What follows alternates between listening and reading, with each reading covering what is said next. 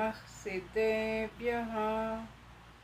ॐ नमः सिद्धेभ्यः। ॐ नमः सिद्धेभ्यः। नमो अरिहन्ताणं नमो सिद्धाणं नमो आयिर्याणं नमो वज्रायाणं नमो लोये सवसाहुणम् ಏಸೋ ಪಂಚನಮೋ ಯಾರೋ ಸವ್ವಪಾವಪ್ಪಣಾಸಣೋ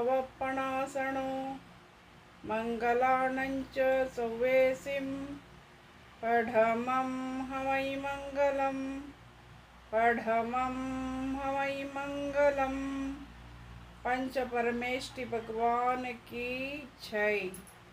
जिनवाणी माता की जय। आचार्य भगवान श्री विद्यासागर महामुनिराज की जय। आचार्य प्रवर श्री समय सागर जी मुनि महाराज की जय। निर्यापक श्रमण मुनि श्री परम पूज्य नियम सागर मुनि महाराज की जय। परम पूज्य श्री नूरेंट प्रशांत सागर मुनि महाराज की जय। समस्त आचार्य संघ की जय। से नमन करो जिनवाणी को, चर्चा 53 भाव की कर लो भव विशुद्धि पाने को। भाव सदा परिशुद्ध रहे बस आत्म वैभव पाने को, आत्म वैभव पाने को। केवल जिनवाणी माता की जय। ಪರಮ ಪೂಜ್ಯ ಮುನಶ್ರೀ ಪ್ರಶಾಂತ ಸಾಗರ ಮಹಾರಾಜರಿಂದ ರಚಿಸಲ್ಪಟ್ಟಂತಹ 53 ಭಾವಗಳ ಚರ್ಚೆ ಗ್ರಂಥವನ್ನು ನಾವು ಸ್ವಾಧ್ಯಾಯ ಮಾಡ್ತಾ ಇದ್ದೇವೆ. ಅದರಲ್ಲಿ ಔಪಶಮಿಕ, ಕ್ಷಾಯಿಕ, ಕ್ಷಾಯೋಪಶಮಿಕ, ಔದಯಿಕ, ಪಾರಿಣಾಮಿಕ ಜೀವದ ಅಸಾಧಾರಣವಾದ ಈ 5 ಭಾವಗಳನ್ನು ಭೇದ ರೂಪದಿಂದಲೂ ಅಂದರೆ 53 ಭಾವಗಳ ರೂಪದಲ್ಲಿ ಇಲ್ಲಿ ಚರ್ಚೆಯನ್ನ ಮಾಡಿದ್ದಾರೆ.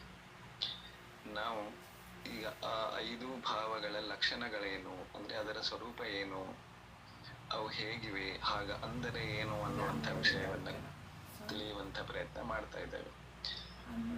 ನಾವು ಹಿಂದೆ ಔಪಶಮಿಕ ಭಾವದ ಲಕ್ಷಣ, ಕ್ಷಾಯಿಕ ಭಾವದ ಲಕ್ಷಣ, ಕ್ಷಾಯೋಪಶಮಿಕ ಭಾವದ ಲಕ್ಷಣಗಳನ್ನ ಸ್ವಲ್ಪ ಮಟ್ಟಿಗೆ ತಿಳಿದುಕೊಂಡಂತಾಗಿದೆ. ಇನ್ನು ಮುಂದೆ ಔದಯಿಕ ಭಾವದ ಲಕ್ಷಣಗಳನ್ನ ಗ್ರಂಥದ ಅನುಸಾರ ತಿಳಿಯುವಂಥ ಪ್ರಯತ್ನ ಮಾಡುವುದಿದೆ. ಮುಂದೆ ಓದಿ. ಔದಯಿಕ ಭಾವ ದ್ರವ್ಯ, ಕ್ಷೇತ್ರ, ಕಾಲ ಮತ್ತು ಭಾವಗಳ ನಿಮಿತ್ತದಿಂದ ಕರ್ಮಗಳು ಫಲ ಕೊಡುವುದು ಉದಯವೆನಿಸುತ್ತದೆ ಮತ್ತು ಉದಯ ನಿಮಿತ್ತಕ ಭಾವಗಳನ್ನು ಔದಯಿಕ ಭಾವ ಎನ್ನುತ್ತಾರೆ. ಔದಯಿಕ ಭಾವಕ್ಕೆ 21 ಭೇದಗಳಿವೆ.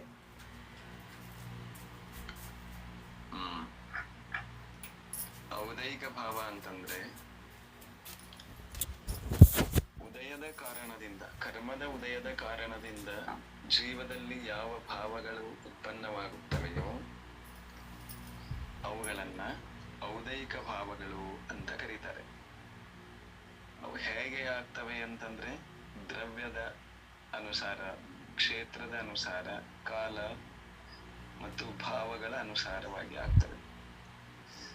ಯಾವುದೇ ಕರ್ಮ ಫಲ ಕೊಡುವುದಾದ್ರೆ ಈ ದ್ರವ್ಯ, ಕ್ಷೇತ್ರ, ಕಾಲ ಮತ್ತು ಭಾವಗಳನ್ನ ನಿಮಿತ್ತವಾಗಿಟ್ಕೊಂಡು ಫಲ ಕೊಡ್ತದೆ. ಕರ್ಮಗಳದು ಇಂಥದೊಂದು ವಿಶೇಷತೆ ಇದೆ. ಅಂದ್ರೆ ಎಲ್ಲಾ ಕರ್ಮಗಳು ಎಲ್ಲಾ ಕಡೆ ಕೆಲಸ ಉದಯಕ್ಕೆ ಬರ್ತವೆ ಹೀಗೇನಿಲ್ಲ. ಅವುಗಳಿಗೆ ಯೋಗ್ಯವಾದಂತಹ ದ್ರವ್ಯ ಅಂತಂದ್ರೆ ಅದು ಸ್ವಯಂ ಕೂಡ ಆಗಿರ್ಬೋದು, ಮತ್ತೆ ಯಾವುದರ ಕಾರಣದಿಂದ ಇದೆ ಅದು ಕೂಡ ಆಗಿರ್ಬೋದು. ಕ್ಷೇತ್ರ, ಯಾವ ಕ್ಷೇತ್ರದಲ್ಲಿ ಅಂದ್ರೆ ಸಾಮಾನ್ಯವಾದ ಕ್ಷೇತ್ರ, ಧರ್ಮಕ್ಷೇತ್ರ, ತೀರ್ಥಕ್ಷೇತ್ರ, ಸಿದ್ಧಕ್ಷೇತ್ರ ಇತ್ಯಾದಿಗಳೆಲ್ಲ ಕ್ಷೇತ್ರವನ್ನ ನಿಮಿತ್ತವಾಗಿಟ್ಕೊಂಡು ಕರ್ಮಗಳು ಉದಯಕ್ಕೆ ಬರ್ತಿರ್ತವೆ. ಕಾಲದ ನಿಮಿತ್ತದಿಂದ, ಆಮೇಲೆ ಭಾವಗಳ ನಿಮಿತ್ತದಿಂದ, ಯಾವ ಭಾವಗಳ ಕಾರಣದಿಂದ ಅಥವಾ ಎಷ್ಟು ತೀವ್ರ ಮಂದ ಭಾವಗಳ ಕಾರಣದಿಂದ ಫಲ ಕೊಡಬೇಕು ಅನ್ನೋದು ಕರ್ಮದಲ್ಲಿ ಸ್ಥಿತಿ ಇರ್ತದೆ. ಅಂದ್ರೆ ಕರ್ಮದಲ್ಲಿ ಆ ರೀತಿಯಂತ ಒಂದು ವ್ಯವಸ್ಥೆ ಇದೆ. ಈ ದ್ರವ್ಯ ಕ್ಷೇತ್ರ ಕಾಲಗಳ ಭಾವದ ನಿಮಿತ್ತವನ್ನು ಪಡ್ಕೊಂಡು ಕರ್ಮಗಳು ಫಲ ಕೊಡ್ತವೆ, ಅಂದ್ರೆ ಉದಯಕ್ಕೆ ಬರ್ತವೆ. ಅದನ್ನೇ ಉದಯ ಅಂತ ಕರೀತಾರೆ. ಈ ಕರ್ಮದ ಉದಯದ ಕಾರಣದಿಂದ ಅಥವಾ ಕರ್ಮದ ಉದಯಕ್ಕೆ ಕಾರಣವಾದ ಯಾವುದೇ ರೀತಿಯನ್ನು ತಗೋಬಹುದು. ಕರ್ಮದ ಉದಯದ ಕಾರಣದಿಂದ ಅಥವಾ ಕರ್ಮದ ಉದಯಕ್ಕೆ ಕಾರಣವಾದ ಯಾವ ಭಾವಗಳ ಜೀವದಲ್ಲಿ ಉತ್ಪನ್ನ ಆಗಿವೆ ಅವುಗಳನ್ನ ಔದಯಿಕ ಭಾವ ಅಂತ ಕರೀತಾರೆ.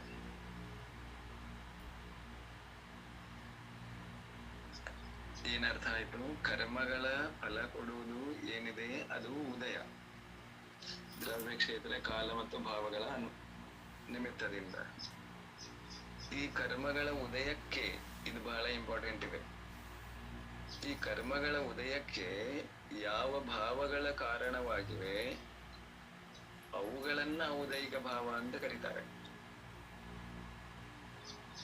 ಆ ಔದಯಿಕ ಭಾವಗಳು ಕರ್ಮ ಉದಯಕ್ಕೆ ಬಂದ ಮೇಲೆ ಇರುವಂತ ಭಾವ ಅಂತ ಹೇಳಿ ನಾವೆಲ್ಲ ಈ ರೀತಿ ವಿಚಾರ ಮಾಡಿರ್ತೇವೆ. ಆದ್ರೆ ಇಲ್ಲಿ ಏನ್ ಹೇಳಿದ್ದಾರೆ, ಕರ್ಮದ ಉದಯಕ್ಕೆ ಕಾರಣವಾದ ಭಾವಗಳು ಅವು ಔದಯಿಕ ಭಾವಗಳು, ಮತ್ತು ಉದಯ ಬಂದ ಮೇಲೆ ಮತ್ತೆ ಅದೇ ರೀತಿ ಭಾವ ಅದನ್ನಿನ್ನು ಹೆಚ್ಚು ಮಾಡುವಂತ ಭಾವಗಳೇ ಆಗ್ತಿರ್ತಾವ. ಅದ ಒಂದ್ಸಾರಿ ಶುರುವಾದ್ರೆ ಅದು ಆ ರೀತಿನೇ ಬೆಳ್ಕೊಂಡು, ಅಂದ್ರೆ ಈಗ ನಾವು ಏನ್ ಅನ್ಕೋತೇವೆ, ಕ್ರೋಧ ಉತ್ಪನ್ನ ಆದ್ಮೇಲೆ ನಾವು ಕ್ರೋಧ ಮಾಡ್ತೇವಲ್ಲ, ಅದನ್ನ ಔದಯಿಕ ಭಾವ ಅಂತ ತಿಳಿದಿದ್ದೇವೆ. ಅದು ಒಂದ್ ರೀತಿಯಿಂದ ಸರಿ. ಆದ್ರೆ ಕ್ರೋಧ ಉತ್ಪನ್ನ ಆಗ್ಲಿಕ್ಕೆ ಏನ್ ಕಾರಣ ಇದೆಯಲ್ಲ ಅದೇ ಔದಯಿಕ ಭಾವ ಇಲ್ಲಿ ಹೇಳಿರುವ ಪ್ರಕಾರ. ಹೀಗಿದೆ. ಅಂದ್ರೆ ಕ್ರೋಧ ನಾವು ಉತ್ಪನ್ನ ಮಾಡಿಕೊಂಡ ಮೇಲೇನೆ ಅದು ಕ್ರೋಧ ಉಂಟಾಗುವುದು.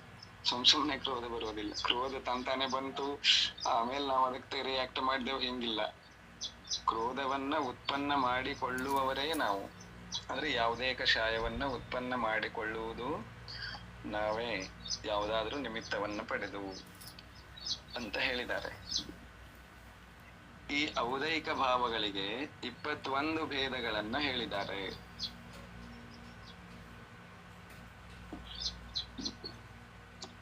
ನಾಲ್ಕು ಕಷಾಯ ಔದಯಿಕ ಭಾವ, 4 ಗತಿಯ ಔದಯಿಕ ಭಾವ. ಯಾವ ಕರ್ಮದ ಉದಯದಿಂದ ಆತ್ಮನು ನರಕಾದಿ ಭಾವಗಳನ್ನು ಪ್ರಾಪ್ತ ಮಾಡಿಕೊಳ್ಳುತ್ತಾನೆಯೋ ಅದನ್ನು ಗತಿಯ ಔದಯಿಕ ಭಾವ ಎನ್ನುವರು. ನರಕ, ತಿರ್ಯಂಚ, ಮನುಷ್ಯ ಮತ್ತು ದೇವ ಇವು 4 ಗತಿಗಳಾಗಿವೆ. ಆಯಾ ಗತಿಯಲ್ಲಿ ಆಯಾ ಗತಿಯ ಕರ್ಮದ ಉದಯದಿಂದ ಜೀವಿಗೆ ಗತಿ ಔದಯಿಕ ಭಾವವು ಆಗುತ್ತದೆ.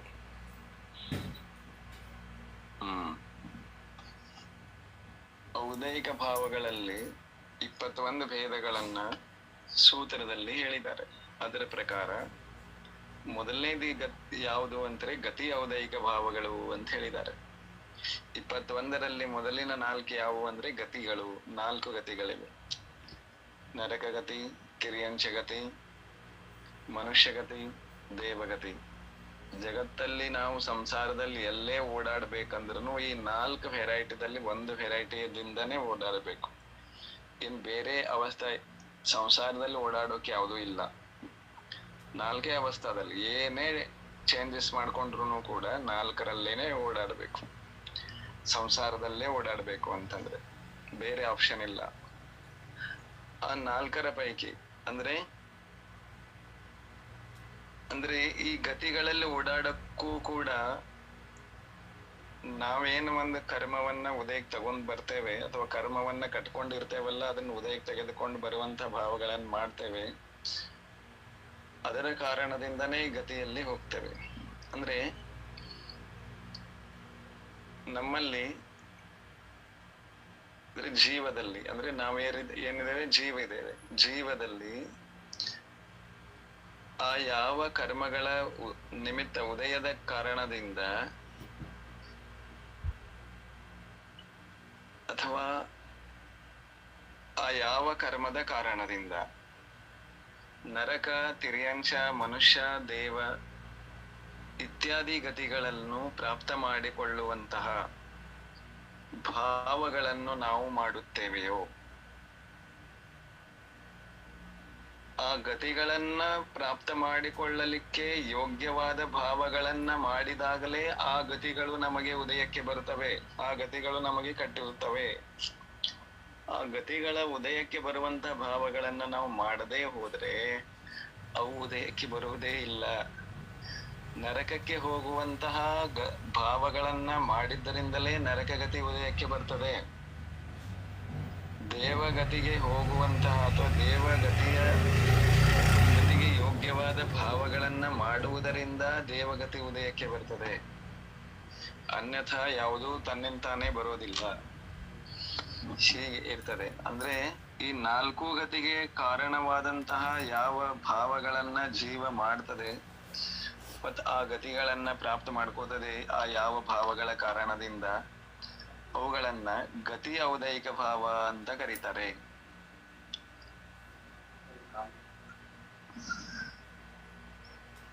ತಿಳಿತು?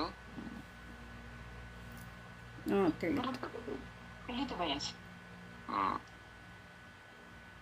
4 ಕಷಾಯ ಔದಯಿಕ ಭಾವ. ಕಷಾಯವೆಂಬ ಚಾರಿತ್ರ ಮೋಹನೀಯ ಕರ್ಮ. ಆ ಗತಿಗಳು ಏನಿದಾವಲ್ಲ, ಈಗ ನಾವೇನ್ ಅನ್ಕೊಳ್ತೇವೆ, ನಾವೀಗ ಮನುಷ್ಯರಾಗಿ ಹುಟ್ಟಿದ್ದೇವೆ. ಮನುಷ್ಯರಾಗಿ ಹುಟ್ಟಿದ ಮೇಲೆ ಕೂಡ ನಾವು ಎಲ್ಲಿ ತನಕ ಈ ಶರೀರದಲ್ಲಿ ಮನುಷ್ಯರಾಗಿ ಇದ್ದೇವೆ, ಅಲ್ಲಿ ತನಕ ಮನುಷ್ಯ ಗತಿಗೆ ಸಂಬಂಧಪಟ್ಟ ಭಾವಗಳೇ ಉತ್ಪನ್ನ ಆಗ್ತವೆ. ಇದು ಕೂಡ ಔದಯಿಕ ಭಾವ ಇದೆ. ಆಮೇಲೆ ಇಲ್ಲಿ ಬರುವುದಕ್ಕಿಂತ ಮುಂಚೆ ಏನು ಹಿಂದೆ ಎಲ್ಲೋ ಇದ್ದೆವು, ಅಲ್ಲಿಂದ ಇಲ್ಲಿಗೆ ಬರಬೇಕಾದ್ರೆ ಮನುಷ್ಯ ಗತಿಯನ್ನ ಉದಯಕ್ಕೆ ತರುವಂತಹ ಭಾವಗಳನ್ನ ಮಾಡಿದ್ದರಿಂದಲೇನೆ ಬಂದಿದ್ದೇವೆ. ಅರ್ಹತೆಯನ್ನ ಪಡ್ಕೊಂಡೇ ಬಂದಿದ್ದೇವೆ. ಇನ್ ಮುಂದೆ ಕೂಡ ನಾವು ಮಾಡ್ಬೇಕಾಗಿರೋದು ಅದನ್ನ. ಎಲ್ಲಿ ಹೋಗ್ಬೇಕು, ಯಾವ ಗತಿಯನ್ನ, ನಮ್ಮ ಒಳಗಡೆ 4 ಸ್ಟೋರೇಜ್ ಇದೆ.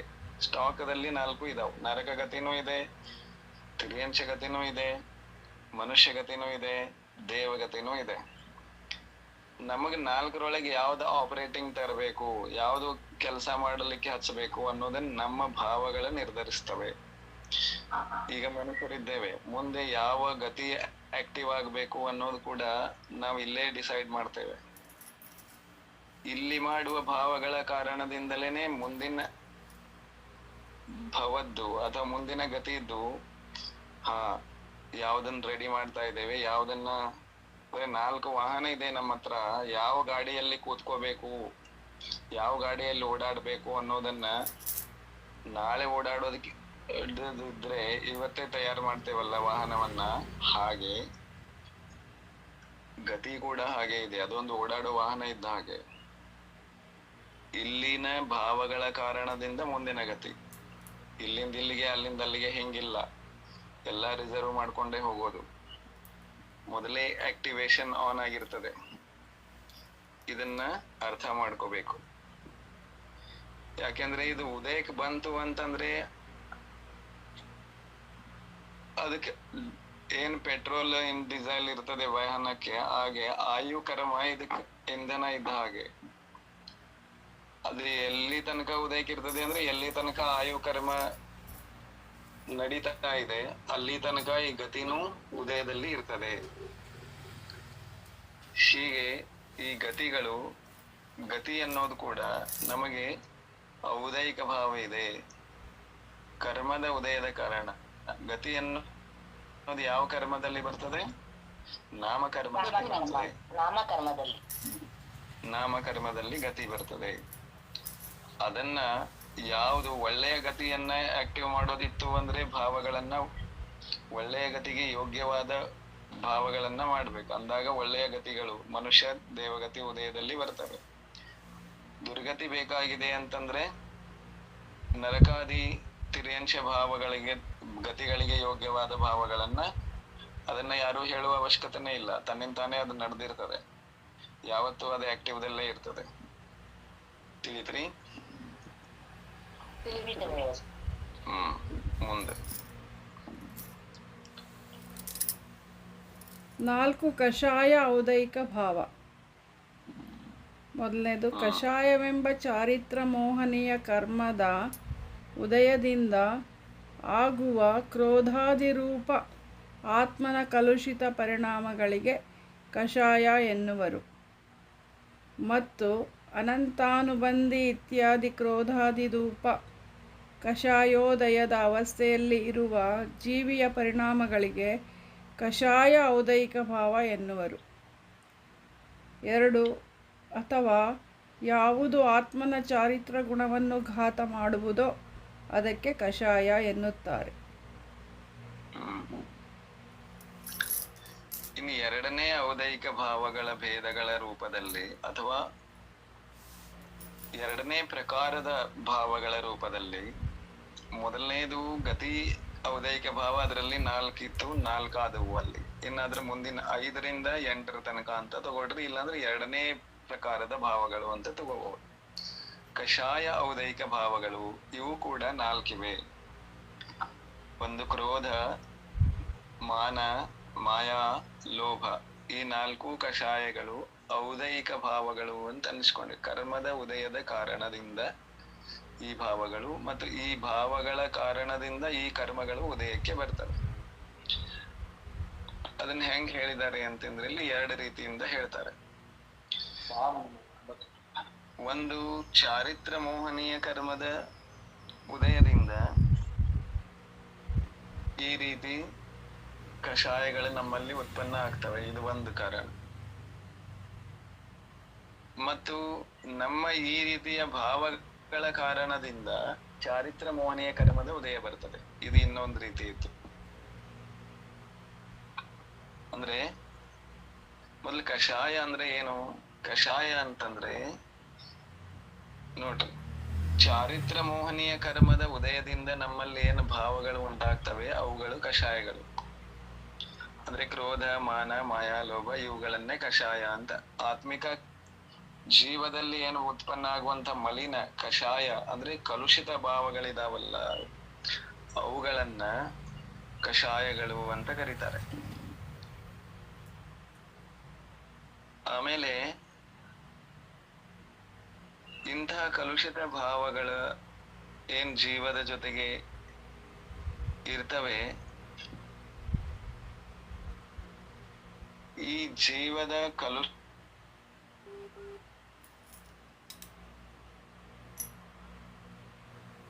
ಕರೀತಾರೆ. ಏನಿದೆ ಇದ್ರಲ್ಲಿ, ಏನ್ ಹೇಳ್ತಿದಾರಂತಂದ್ರ ಚಾರಿತ್ರ ಮೋಹನೀಯದ ಕಾರಣದಿಂದ ಏನು ಕ್ರೋಧಾದಿ ಭಾವಗಳು ಉತ್ಪನ್ನ ಆಗ್ತವೆ ಅದು ಕಷಾಯ, ಕಷಾಯವನ್ನು ಹೇಳ್ತಿದ್ದಾರೆ. ಇನ್ನು ಈ ಕಲುಷಿತ ಭಾವಗಳ ಕಾರಣದಿಂದ ಅಥವಾ ಈ ಕಲುಷಿತ ಭಾವಗಳೇನಿದಾವಲ್ಲ ಇವುಗಳನ್ನೇ ಕಷಾಯ ಅಂತಾನು ಶಾರ್ಟ್ ಕಟ್ ದಲ್ಲಿ ತಿಳ್ಕೋಬಹುದು. ಈ ಕಷಾಯಗಳನ್ನೇ ಔದೈಕ ಭಾವಗಳು, ಎಂಥ ಔದೈಕ? ಚಾರಿತ್ರ ಮೋಹನೀಯ ಕರ್ಮದ ಔದೈಕ ಭಾವಗಳು ಅಂತ ಕರಿಬಹುದು. ಇನ್ನು ಇದನ್ನ ಇನ್ನೊಂದು ರೀತಿಯಿಂದ ಹೇಳೋದಾದ್ರೆ, ಆ ಯಾವ ಭಾವಗಳ ಕಾರಣದಿಂದ ಜೀವದ ಚಾರಿತ್ರ ಗುಣದ ಘಾತವಾಗುತ್ತದೆಯೋ ಅವುಗಳನ್ನ ಕಷಾಯ ಅಂತ ಕರೀತಾರೆ. ಏನರ್ಥ ಆಯ್ತು? ಆ ಯಾವ ಭಾವಗಳ ಕಾರಣ ಜೀವದ ಚಾರಿತ್ರ ಗುಣ ನಾಶವಾಗುತ್ತದೆಯೋ ಅವುಗಳನ್ನ ಕಷಾಯ ಎಂದು ಕರೆಯುತ್ತಾರೆ. ಇದು ಇನ್ನೊಂದು ರೀತಿಯಿಂದ. ಒಟ್ಟಾರೆಯಾಗಿ ಏನಾಯ್ತಿದು, ಕಷಾಯೋದಯ ತೀವ್ರ ಪರಿಣಾಮ ಚಾರಿತ್ರ ಮೋಹಸ್ಯ ಅನ್ನೋ ಸೂತ್ರ ಇದೆಯಲ್ಲ, ಅದು ಇಲ್ಲಿ ಅನ್ವಯ ಆಯ್ತು. ಚಾರಿತ್ರ ಮೋಹ ಅಂತಂದ್ರೆ ಏನು? ಕಷಾಯಗಳ ತೀವ್ರ ಉದಯವನ್ನ ಕಷಾಯೋದಯ ಅಂದ್ರೆ ಕಷಾಯದ ತೀವ್ರ ಉದಯದಲ್ಲಿ ಏನಾಗ್ತದೆ? ಚಾರಿತ್ರ ಮೋಹನೀಯದ ಬಂಧ ಆಗ್ತದೆ. ಮತ್ತೆ ಚಾರಿತ್ರ ಮೋಹನೀಯದ ಉದಯದ ಕಾರಣದಿಂದ ಕಷಾಯಗಳಾಗ್ತವೆ. ಎರಡು ವೈಸ್ ವರ್ಸ ಇದೆ. ಒಂದ್ರಿಂದನೇ ಆಗ್ತದೆ ಹೀಗಲ್ಲ, ಅದರಿಂದ ಇದಾಗ್ತದೆ, ಇದರಿಂದ ಅದಾಗ್ತದೆ, ಆಗ್ತಾನೇ ಇರ್ತದೆ, ಎಂದೂ ಬಿಟ್ಟಿಲ್ಲ. ಅದಕ್ಕೆ ಇನ್ನೂ ಓಡ್ತಾ ಇದ್ದೇವೆ. ಅಂದ್ರೆ ನಾವು ಕ್ರೋಧ ಮಾಡ್ತೇವೆ ಅಂತಂದ್ರೆ ಅರ್ಥ ಏನು? ನಾವು ಚಾರಿತ್ರವನ್ನ ಹೊಡಿತಾ ಇದ್ದೇವೆ, ನಾಶ ಮಾಡ್ತಿದ್ದೇವೆ ಅಂತ. ನಾವು ಅಹಂಕಾರದಿಂದ ಮಾತಾಡ್ತೇವೆ, ಅಹಂಕಾರವನ್ನ ದರ್ಪದಿಂದ ಮೆರಿತೇವೆ ಅಂತಂದ್ರೆ ನಾವು ನಮ್ಮ ಚಾರಿತ್ರವನ್ನ ಹಾಳು ಮಾಡ್ತಿದ್ದೇವೆ ಅಂತಾನೆ ಅರ್ಥ. ನಾವು ಕುಟಿಲಾಚಾರದಿಂದ ಬುದ್ಧಿಯನ್ನ, ಕಪಟ ಬುದ್ಧಿಯನ್ನ ಉಪಯೋಗಿಸಿ ಅಲ್ಲಿಂದಿಲ್ಲಿ, ಇಲ್ಲಿಂದ ಅಲ್ಲಿಗೆ, ಹೊಟ್ಟೆ ಅಲ್ಲಂತಂದು ಇಲ್ಲಂತಂದು ಏನೋ ಒಂದು ಮಾಡಿ ಅತ್ಯಂತ ಯೋಗದಲ್ಲಿ ವಕ್ರತೆ ಅಂದ್ರೆ ಮನ ವಚನ ಕಾಯಗಳಲ್ಲಿ ತೀವ್ರ ಕುಟಿಲತೆಯನ್ನ ತಂದೆವು ಅಂತಂದ್ರೆ ಅದು ನಾವು ನಮ್ಮ ಚಾರಿತ್ರವನ್ನ ನಾವೇ ನಾಶ ಮಾಡ್ತಿದ್ದೇವೆ ಅಂತ ಅರ್ಥ. ನಮ್ಮಲ್ಲಿ ಲೋಭ ಹೆಚ್ಚು ಕ್ರಿಯಾಶೀಲವಾಗಿದೆ ಅಂತಂದ್ರೆ ನಮ್ಮ ಚಾರಿತ್ರವನ್ನ ನಾವೇ ಹಾಳು ಮಾಡ್ತಿದ್ದೇವೆ ಅಂತಾನೆ ಅರ್ಥ. ಯಾವುದೋ ಬೇರೆ ಕರ್ಮ ಬಂದು ನನ್ನನ್ನು ಹಾಳು ಮಾಡ್ತಿಲ್ಲ. ನನ್ನ ಆ ಕಲುಷಿತ ಭಾವಗಳ ಕಾರಣದಿಂದ ನಾನೇ ನನ್ನ ಚಾರಿತ್ರವನ್ನ ಹಾಳು ಮಾಡ್ಕೋತಿದ್ದೇನೆ. ಅಲ್ಲಿ ಚಾರಿತ್ರ ಮೋಹನೀಯವನ್ನ ಕಟ್ಟಿಕೊಳ್ತಾನೂ ಇದ್ದೇನೆ, ಮತ್ತ ಅದು ಇನ್ನಷ್ಟು ಬಲಿಷ್ಠನೂ ಆಗ್ತಾ ಇದೆ ಉದಯದಲ್ಲಿ. ಹೀಗೆ ನಡೀತಾ ಇರ್ತದೆ. ಇದೇ ಕಷಾಯಗಳ ಮರ್ಮ. ನಾವೇನ್ ಅನ್ಕೋತೇವೆ? ನೀನು ನನಗೆ ಸಿಟ್ಟು ತರಿಸಬೇಡ ಅಂತ ಬೇರೆಯವರಿಗೆ ಹೇಳ್ತೇವೆ. ಅವರು ಯಾಕೆ ನಮಗೆ ಸಿಟ್ಟು ತರಿಸ್ತಾರೆ? ಸಿಟ್ಟು ಮಾಡ್ಕೊಳ್ತಾ ಇರೋದು ನಾನು ಅಂತ ನಮಗೆ ಯಾವಾಗ ಅರ್ಥ ಆಗುತ್ತಲ್ಲ, ಆವಾಗ್ಲೇನೆ ನಮ್ಮಲ್ಲಿ ಬೆಳವಣಿಗೆ ಪ್ರಾರಂಭ. ಆ ಕ್ಷಣವೇ ಆಗ್ತದೆ, ಆ ಕ್ಷಣದಿಂದ ಪ್ರಾರಂಭ ಆಯ್ತು ಅಂತ ತಿಳ್ಕೊಬೇಕು. ನಾವು ಪ್ರತಿ ಹಂತದಲ್ಲಿ ಬೇರೆ ವಸ್ತುಗಳನ್ನೇ, ಬೇರೆ ವ್ಯಕ್ತಿಗಳನ್ನೇ ದೋಷಿಯನ್ನಾಗಿ ಮಾಡ್ತೇವೆ. ಅದಕ್ಕಾಗಿನೇ ನಮ್ಮ ಚಾರಿತ್ರ ಮೋಹನೀಯ ಕರ್ಮ ಸರಿತಾ ಇಲ್ಲ. ನಾವು ಎಷ್ಟು ನಿಮಿತ್ತದ ಮೇಲೆ ಅಪವಾದ ಹಾಕ್ತೇವೆ ಅಷ್ಟು ಕರ್ಮ ಸರಿಯೋದಿಲ್ಲ. ಅದರಲ್ಲೂ ಚಾರಿತ್ರ ಮೋಹನೀಯ ಕರ್ಮ ಅಂತೂ ಬೇರೆ. ಅದು ಸ್ವಂತದ ಮೇಲೆ ಅಪರಾಧಗಳನ್ನ ಹಾಕಿಕೊಂಡಾಗ್ಲೇನೆ ಅದು ಸರಿಯೋದು. ಸ್ವಂತತನವನ್ನ ನಿಂದಿಸಿಕೊಂಡಾಗ್ಲೇನೆ ಅದು ಸರಿಯೋದು. ಈ ಕಷಾಯಗಳಿರೋದೇ ಹಾಗೆ. ಅವುಗಳೇ ಸಹಜವಾಗಿ ಹೇಳ್ತವೆ, ಅವರನ್ನ ದೂಷಿ ಮಾಡು, ಇವರನ್ನ ದೂಷಿ ಮಾಡು ಅಂತ ಈ ಕಷಾಯಗಳು ಹೇಳ್ತವೆ. ಕ್ರೋಧ ಹೇಳ್ತದೆ, ಅವನನ್ನ ಹೊಡಿ, ಅವನೇ ತಪ್ಪಿತಸ್ಥ ಅಂತ ಹೇಳ್ತದೆ. ಮಾನ ಹೇಳ್ತದೆ, ನೋಡು ಅವನು ನಿನ್ನ ಮುಂದೆ ಮೆರವಣಿಗೆ ತಗೋತಿದ್ದಾನೆ, ನೀನು ಒಂದ್ ಕೈ ನೋಡ್ಕೊ, ಅವನಿಗಿಂತ ಹೆಚ್ಚು ಮೆರವಣಿಗೆ ತೆಗೆ ತೋರ್ಸು ಅಂತ ಹೇಳ್ತದೆ ಮಾನ. ಮಾಯಾಚಾರ ಹೇಳ್ತದೆ, ನೋಡು ನೀನು ಎಷ್ಟು ಸರಳವಾಗಿದ್ದೆ, ಮತ್ತೆ ಅವನ ಎಷ್ಟು ಕುಟಿಲ ಮಾಡಿ ನಿನಗಿಂತ ಮುಂದೆ ಹೋಗ್ತಿದ್ದಾನೆ, ನೀನು ಅವನಿಗಿಂತಲೂ ಡಬಲ್ ಕುಟಿಲ ಮಾಡು, ಅವನಿಗಿಂತ ಮುಂದೆ ಹೋಗ್ತೀಯಾ ಅಂತ ಮಾಯಾ ಹೇಳ್ತದೆ. ಲೋಭ ಹೇಳ್ತದೆ, ಅವನ್ ನಿನ್ ಕೈಯಿಂದ ಕಿತ್ಕೋತಿದ್ದಾನೆ, ನೀನ್ ಅವಂದು ನಿಂದು ಅವಂದು ಎಲ್ಲಾ ಸೇರಿ ಕಿತ್ಕೋ ಅಂತ ಲೋಭ ಹೇಳ್ತದೆ. ಇದು ಒಂಥರ ಏನಿದೆ ಅಂದ್ರೆ ಪರ ವಸ್ತುಗಳನ್ನೇ ಅಥವಾ ಪರ ವ್ಯಕ್ತಿ, ಪರ ವಸ್ತು ವಿಷಯಗಳೇ ತಪ್ಪಿತಸ್ಥರು ಅನ್ನೋದನ್ನ ಕಷಾಯ ಹೇಳ್ತದೆ. ಅದಕ್ಕಾಗಿ ನಾವು ನಮ್ಮ ಕಡೆ ಯಾವಾಗ್ಲೂ ನೋಡ್ಕೊಳ್ಲಿಕ್ಕೆ ಆಗೋದೇ ಇಲ್ಲ. ಎಲ್ಲಿ ತನಕ ಇವುಗಳನ್ನ ಜಯಿಸುವ ಪ್ರಯತ್ನ ಮಾಡೋದಿಲ್ಲ, ಅಲ್ಲಿ ತನಕ ನಮ್ಮ ಉನ್ನತಿ ಸಾಧ್ಯ ಇಲ್ಲ. ಅದು ಯಾವ ರೀತಿಯಿಂದಾದ್ರೂ ಸರಿ. ಸಂಸಾರದ ಅಭ್ಯುದಯ ಆಗಿರಬಹುದು, ಧರ್ಮ ಮಾರ್ಗದ, ಮೋಕ್ಷ ಮಾರ್ಗದ ಅಭ್ಯುದಯ ಆಗಿರಬಹುದು, ಯಾವುದರ ಕಡೆನೂ ಕೂಡ ಈ ಕಷಾಯಗಳ ಮೇಲೆ ಹಿಡಿತ ಸಾಧಿಸುವವರೆಗೆ ನಮಗೆ ಎಲ್ಲಿಯೂ ಏಳಿಗೆ ಇಲ್ಲ. ಹೀಗೆ ಈ ಕಷಾಯ ಭಾವಗಳು ಕಾರಣ ಆಗಿರ್ತವೆ. ಕಷಾಯದ ಕಾರಣ ಕರ್ಮದ ಉದಯ ಹೆಚ್ಚಾಗ್ತದೆ, ಕರ್ಮದ ಉದಯದ ಕಾರಣ ಕಷಾಯಗಳಲ್ಲಿ ಇನ್ನಷ್ಟು ತೀವ್ರತೆ ಹೆಚ್ಚಾಗ್ತದೆ. ಅದು ಒಂದಕ್ಕೊಂದು ಸಂಬಂಧ ಇದೆ. ಇಲ್ಲಿ ಔದೈಕ ಭಾವ ಅಂತಂದ್ರೆ ಆ ಕ್ರೋಧಾದಿಗಳನ್ನ ಆಕ್ಟಿವ್ ಆಗ್ಲಿಕ್ಕೆ, ಅಲರ್ಟ್ ಆಗ್ಲಿಕ್ಕೆ ಏನ್ ಭಾವ ಕಾರಣ ಇದೆ ಅಂತ ಹೇಳಿದಾರೆ. ಅಲ್ಲಿ ಮೊದಲು ಭಾವ ಕಾರಣ ಆಗ್ತದೆ, ಆಮೇಲೆ ಅದು ನಿಮಿತ್ತವನ್ನ ಕಾರಣ ಮಾಡ್ಕೊಂಡು ತನ್ನ ಕೆಲಸ ಮಾಡಿ ಮುಗಿಸ್ತದೆ ಜೀವ. ಭಾವ ಇದೇ ಔದೈಕ ಭಾವ, ಕಷಾಯ ಭಾವವೇ ಔದೈಕ ಭಾವ ಅಂತ ಹೇಳಿದ್ದಾರೆ. ತಿಳಿತು?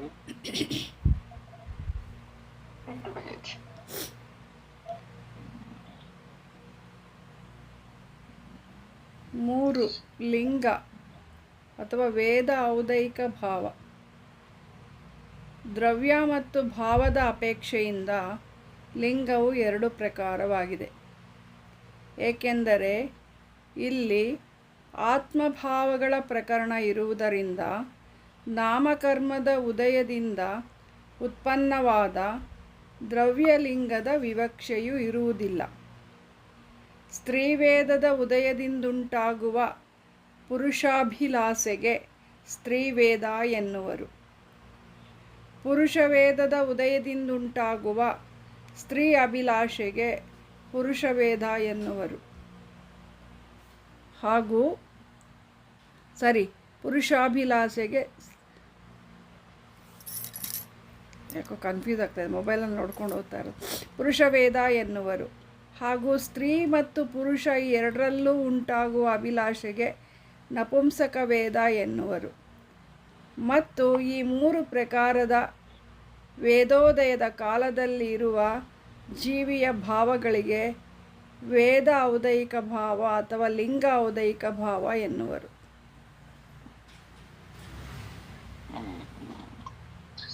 ಗತಿ, ಕಷಾಯ, ಆಮೇಲೆ ಲಿಂಗ. ಲಿಂಗ ಔದೈಕ ಭಾವ ಅಥವಾ ವೇದ ಔದೈಕ ಭಾವ ಎರಡು ಒಂದೇ ಅರ್ಥದಿಂದ ಹೇಳಿದ್ದಾರೆ, ವೇದ ಮತ್ತು ಲಿಂಗ. ಇನ್ನು ಈ ಲಿಂಗ ಅಂತಂದ್ರೆ ಇದು ದ್ರವ್ಯಲಿಂಗ ಭಾವಲಿಂಗ ಎರಡು ಅಪೇಕ್ಷಾದಿಂದ ಇದೆ, ವೇದ ಆಗ್ಲಿ ಲಿಂಗ ಆಗ್ಲಿ. ಇಲ್ಲಿ ಕೇವಲ ದ್ರವ್ಯದ ಅಪೇಕ್ಷಾದಿಂದ ಹೇಳುವಂಥದ್ದಿಲ್ಲ. ಯಾಕೆಂದ್ರೆ ಇದು ವೇದ ಅನ್ನುವಂಥದ್ದು ಭಾವಕರ್ಮದ ಕಾರಣಕ್ಕೆ ಕಾರಣವಾದಂತಹ ಅಥವಾ ಭಾವವೇದದ ಕಾರಣದಿಂದ ಇಲ್ಲಿ ಇದನ್ನ ಹೇಳಿದ್ದಾರೆ. ಅಂದ್ರೆ ಅಂತರಂಗದಲ್ಲಿ ಉತ್ಪನ್ನವಾಗುವ ಅಭಿಲಾಷೆಯನ್ನ ಇಲ್ಲಿ ಲಿಂಗ ಅಥವಾ ವೇದದ ರೂಪದಲ್ಲಿ ಸ್ವೀಕರಿಸಿ ಹೇಳಿದ್ದಾರೆ. ಹೇಗೆ ಅಂತಂದ್ರೆ ಮೂರು ಪ್ರಕಾರದ ವೇದಗಳನ್ನ ಹೇಳಿದ್ದಾರೆ. ಸ್ತ್ರೀ ವೇದ, ಪುರುಷ ವೇದ, ನಪುಂಸಕ ವೇದ. ಏನಿದು ಮೂರು? ಈ ವೇದವೂ ಕೂಡ, ಈ ಭಾವಗಳು ಕೂಡ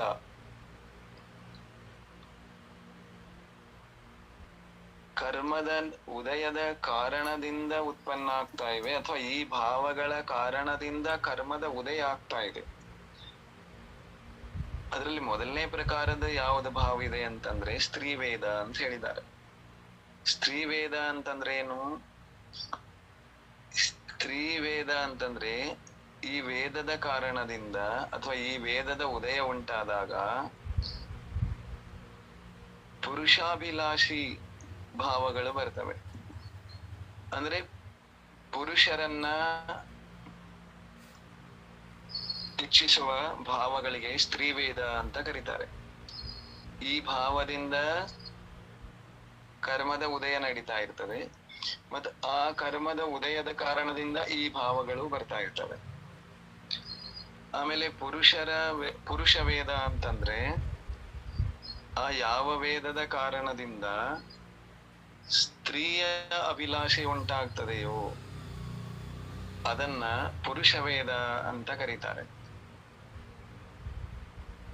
ಆಮೇಲೆ ನಪುಂಸಕ ವೇದ ಅಂತಂದ್ರೆ ಸ್ತ್ರೀ ಹಾಗೂ ಪುರುಷ ಈ ಇಬ್ಬರಲ್ಲೂ ಅಭಿಲಾಷೆ ಉಂಟಾಗ್ತದೆಯೋ ಅಂತಹ ಭಾವಗಳನ್ನ ನಪುಂಸಕ ವೇದ ಭಾವಗಳು ಅಂತ ಕರೀತಾರೆ. ಈ ಭಾವಗಳು ಕೂಡ ಆ ಕರ್ಮದ ಕಾರಣದಿಂದ ಮತ್ತು ಈ ಭಾವಗಳ ಕಾರಣದಿಂದ ಆ ಕರ್ಮದ ಉದಯ ಬಂದಿರ್ತದೆ. ಅದಕ್ಕಾಗಿ ಇವೆಲ್ಲ ಔದೈಕ ಭಾವಗಳು, ಕರ್ಮದ ಉದಯವನ್ನ ಅವಲಂಬಿಸಿ ಮತ್ತೆ ಈ ಭಾವಗಳನ್ನ ಅವಲಂಬಿಸಿ ಕರ್ಮದ ಉದಯಗಳು ಎರಡೂ ನಡೀತಾ ಇರ್ತದೆ. ಹಾಗಾಗಿ ಈ ಮೂರನ್ನು ವೇದ ಜನಿತ ಔದೈಕ ಭಾವಗಳು, ವೇದ ಔದೈಕ ಭಾವಗಳು ಅಂತ ಕರೆದಿದ್ದಾರೆ. ಅಂತಿಮವಾಗಿ ಈ ಸಾಹಿತ್ಯದಲ್ಲಿ ಏನು ಮೊದಲು ದ್ರವ್ಯ ಮತ್ತು ಭಾವದ ಅಪೇಕ್ಷೆಯಿಂದ ಲಿಂಗವು ಎರಡು ಪ್ರಕಾರವಾಗಿದೆ ಅಂತಾರಲ್ಲ, ಆ ಎರಡು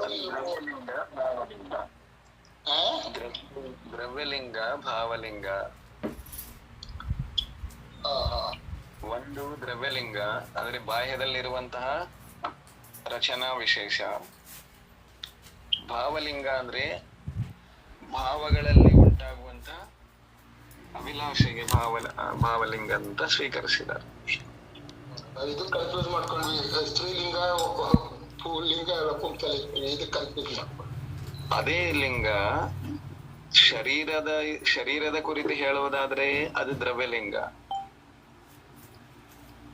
ಆಮೇಲೆ ಭಾವವನ್ನ ಕುರಿತು ಹೇಳುವುದಾದ್ರೆ ಭಾವಲಿಂಗ. ದ್ರವ್ಯಲಿಂಗದಲ್ಲಿ ಮೂರು ಭೇದ: ಸ್ತ್ರೀ ಶರೀರ, ನಪುಂಸಕ ಶರೀರ, ಪುರುಷ ಶರೀರ. ಇದು ದ್ರವ್ಯಲಿಂಗದಲ್ಲಿ ಬರುವಂತಹ ಶರೀರದ ಅಪೇಕ್ಷಾಲಿಂಗ. ಭಾವಲಿಂಗ ಅಂತಂದ್ರೆ ಸ್ತ್ರೀ ವೇದ, ಪುರುಷ ವೇದ, ನಪುಂಸಕ ವೇದ ಇವು ಭಾವಕ್ಕೆ ಸಂಬಂಧಪಡ್ತವೆ. ಸರಿ, ಗೊತ್ತಾಯ್ತು ಬೈ. ವಿಶೇಷ: ಕರ್ಮಭೂಮಿಯ ಮನುಷ್ಯ ಮತ್ತು ತಿರ್ಯಂಚರಲ್ಲಿ ದ್ರವ್ಯವೇದ ಮತ್ತು ಭಾವವೇದದಲ್ಲಿ ಅಸಮಾನತೆ ಇರುತ್ತದೆ. ಉದಾಹರಣೆಗೆ, ದ್ರವ್ಯದಿಂದ ಪುರುಷವೇದ ಇರುವಾಗ ಭಾವದಲ್ಲಿ ಮೂರು ವೇದಗಳಲ್ಲಿಯ ಯಾವುದಾದರೊಂದರ ಉದಯವಿರಬಹುದು. ಇದೇ ರೀತಿ ಸ್ತ್ರೀವೇದ ನಪುಂಸಕ ವೇದದಲ್ಲಿಯೂ ಇರಬಹುದು. ಆದರೆ ದೇವ, ನಾರಕಿ ಹಾಗೂ ಭೋಗಭೂಮಿಯ ಮನುಷ್ಯ ಮತ್ತು ತಿರ್ಯಂಚರಲ್ಲಿ ಯಾವ ದ್ರವ್ಯವೇದವಿರುತ್ತದೆಯೋ ಅದೇ ಭಾವವೇದವಿರುತ್ತದೆ.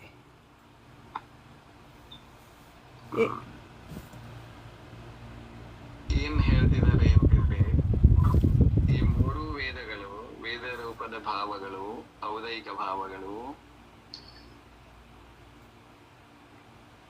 ಕರ್ಮಭೂಮಿಯ ಮನುಷ್ಯ ಮತ್ತು ತಿರ್ಯಂಚರ ಅಪೇಕ್ಷಾದಿಂದ ಹೇಳುವುದಾದ್ರೆ, ದ್ರವ್ಯವೇದ ಒಂದು ಯಾವುದಾದ್ರೂ ಇದ್ರೂ ಕೂಡ ಅಂತರಂಗದಲ್ಲಿ ಭಾವವೇದ ಯಾವ್ದು ಬೇಕಾದ್ರೂ ಬದಲಾಗಿ ಇರಲಿಕ್ಕೆ ಸಾಧ್ಯತೆ. ಯಾವ್ದು ದ್ರವ್ಯವೇದ ಇದೆ ಅದೇ ಇರಬೇಕು ಅಂತ ಇಲ್ಲಿ ಕಂಡೀಷನ್ ಇರಂಗಿಲ್ಲ. ಹೇಗೆ ಅಂತಂದ್ರೆ, ಒಂದು ಉದಾಹರಣೆ ಅವರು ಹೇಳ್ತಿದ್ದಾರೆ. ಈಗ ಬಾಹ್ಯದಿಂದ ಅಂದ್ರೆ ದ್ರವ್ಯದಿಂದ ನೋಡಲಿಕ್ಕೆ ಪುರುಷಾಕಾರ ಇದೆ, ಪುರುಷ ಶರೀರ ಇದೆ. ಆದ್ರೆ ಭಾವದಲ್ಲಿ ಪುರುಷ ವೇದನೂ ಇರಬಹುದು, ಸ್ತ್ರೀ ವೇದನೂ ಇರಬಹುದು, ಅಥವಾ ನಪುಂಸಕ ವೇದನೂ ಇರಬಹುದು ಭಾವದಿಂದ. ಅಂದ್ರೆ ಅದರ ಅರ್ಥ ನಪುಂಸಕರ ತರ ಆಡ್ತಾರೆ ಅಂತಲ್ಲ. ಅದರ ಅರ್ಥ ನಪುಂಸಕರ ಭಾವ ಇರಬಹುದು. ನಪುಂಸಕರ ಭಾವ ಅಂದ್ರೆ ಸ್ತ್ರೀಯ ಜೊತೆಗೂ ರಮಣ ಮಾಡುವ ಇಚ್ಛೆ, ಪುರುಷರ ಜೊತೆಗೂ ರಮಣ ಮಾಡುವ ಇಚ್ಛೆ. ಇದನ್ನ ನಪುಂಸಕ ವೇದ ಅಂತ ಕರೆದಿದ್ದಾರೆ. ನಪುಂಸಕ ವೇದ ಅಂತಂದ್ರೆ ನಾವ್ ಅಂದ್ಕೊಂಡ ರೀತಿಯಲ್ಲಿ ಅಲ್ಲ. ಅಂದ್ರೆ ನಾವೇನ್ ತಿಳ್ಕೊತೇವೆ, ಗಂಭೀರತೆ ಇಲ್ಲದೆ ಇದ್ರೆ ಆ ರೀತಿ ಕೆಲವು ಶಬ್ದಗಳನ್ನ ಅಂದು ಬಿಡ್ತೇವೆ. ಆ ರೀತಿ ಅಲ್ಲ. ಸ್ತ್ರೀ ಮತ್ತು ಪುರುಷರು ಇರುವರ ಜೊತೆಗೆ ರಮಣ ಮಾಡುವ ಇಚ್ಛೆಯನ್ನು ಭಾವ, ಅದ ಅಭಿಲಾಷೆ ಇದೆಯಲ್ಲ, ಅದನ್ನ ನಪುಂಸಕ ವೇದ ಅಂತ ಹೇಳಿದ್ದಾರೆ. ಸ್ತ್ರೀ ವೇದ ಅಂತಂದ್ರೆ ಪುರುಷರ ಜೊತೆಗೆ ರಮಣ ಮಾಡುವ ಇಚ್ಛೆ ಸ್ತ್ರೀಗೆ ಇದೆಯಲ್ಲ, ಅದನ್ನ ಸ್ತ್ರೀ ವೇದ ಅಂತ ಹೇಳಿದ್ದಾರೆ. ಪುರುಷರ ಶರೀರ ಇರುವಾಗ ಈ ಭಾವನೂ ಇರಬಹುದು. ಆಮೇಲೆ ಪುರುಷ ವೇದ ಅಂತಂದ್ರೆ ಪುರುಷನಿಗೆ ಸ್ತ್ರೀಯ ಜೊತೆ ಇರುವಂತಹ ಅಭಿಲಾಷೆ ಇದೆಯಲ್ಲ, ಅದು ಪುರುಷ ವೇದ ಇದೆ. ಇದು ಕೂಡ ಇರಬಹುದು. ಮೂರು ಭಾವಗಳ ಪೈಕಿ ಯಾವುದು ಬೇಕಾದ್ರೂ ಭಾವ ಇರಬಹುದು. ಇದು ಕೇವಲ ಕರ್ಮಭೂಮಿಯ ಮನುಷ್ಯ ಮತ್ತು ತಿರ್ಯಂಚರಲ್ಲಿ ಮಾತ್ರ ಅಂತ ತಿಳ್ಕೋಬೇಕು. ಇನ್ನು ಈ ನಿಯಮ ಇದೆಯಲ್ಲ, ಇದು ಭೋಗಭೂಮಿಯ ಮನುಷ್ಯ ತಿರ್ಯಂಚರಿಗೆ ಅನ್ವಯ ಆಗುವುದಿಲ್ಲ. ಕೇವಲ ಕೇವಲ ಕರ್ಮಭೂಮಿಯ ಮನುಷ್ಯ ಮತ್ತು ತಿರ್ಯಂಚರಿಗೆ ಅನ್ವಯ ಆಗ್ತದೆ. ಮತ್ತೆ ದೇವತೆಗಳಲ್ಲಿಯೂ ಕೂಡ ಅದು ಯಾವ ಶರೀರ ಇದೆ ಭಾವದಿಂದಲೂ ಅದೇ ವೇದ ಇರ್ತದೆ. ನರಕದಲ್ಲಿಯೂ ಕೂಡ ಯಾವುದು ಶರೀರ ಇದೆ ಭಾವದಲ್ಲಿ ಅದೇ ವೇದ ಇರ್ತದೆ. ಅನ್ಯಥಾ ಅಲ್ಲಿ ಬದಲಾವಣೆ ಇಲ್ಲ. ಕೇವಲ ಕರ್ಮಭೂಮಿಯ ಮನುಷ್ಯ ತಿರ್ಯಂಚರಲ್ಲಿ ಈ ಬದಲಾವಣೆ ಇದೆ ಅಂತ ಹೇಳಿದ್ದಾರೆ. ಏಕೇಂದ್ರಿಯದಿಂದ 4 ಇಂದ್ರಿಯದವರೆಗೆ ನಿಯಮದಿಂದ ದ್ರವ್ಯವೇದ ಮತ್ತು ಭಾವವೇದ ನಪುಂಸಕವೇ ಆಗಿರುತ್ತದೆ. ಏಕೇಂದ್ರಿಯದಿಂದ 4 ಇಂದ್ರಿಯದವರೆಗೆ ನಿಯಮದಿಂದ ದ್ರವ್ಯವೇದ ಮತ್ತು ಭಾವವೇದ ನಪುಂಸಕವೇ ಆಗಿರುತ್ತದೆ. ದ್ರವ್ಯದಿಂದ ಸ್ತ್ರೀ ಹಾಗೂ ನಪುಂಸಕ ವೇದವುಳ್ಳವರಿಗೆ ಗುಣಸ್ಥಾನವು 1 ರಿಂದ 5 ಇರಲು ಸಾಧ್ಯ. ಹಾಗೂ ದ್ರವ್ಯದಿಂದ ಪುರುಷವೇದವುಳ್ಳವರಿಗೆ ಎಲ್ಲ ಗುಣಸ್ಥಾನಗಳು ಆಗಬಹುದು.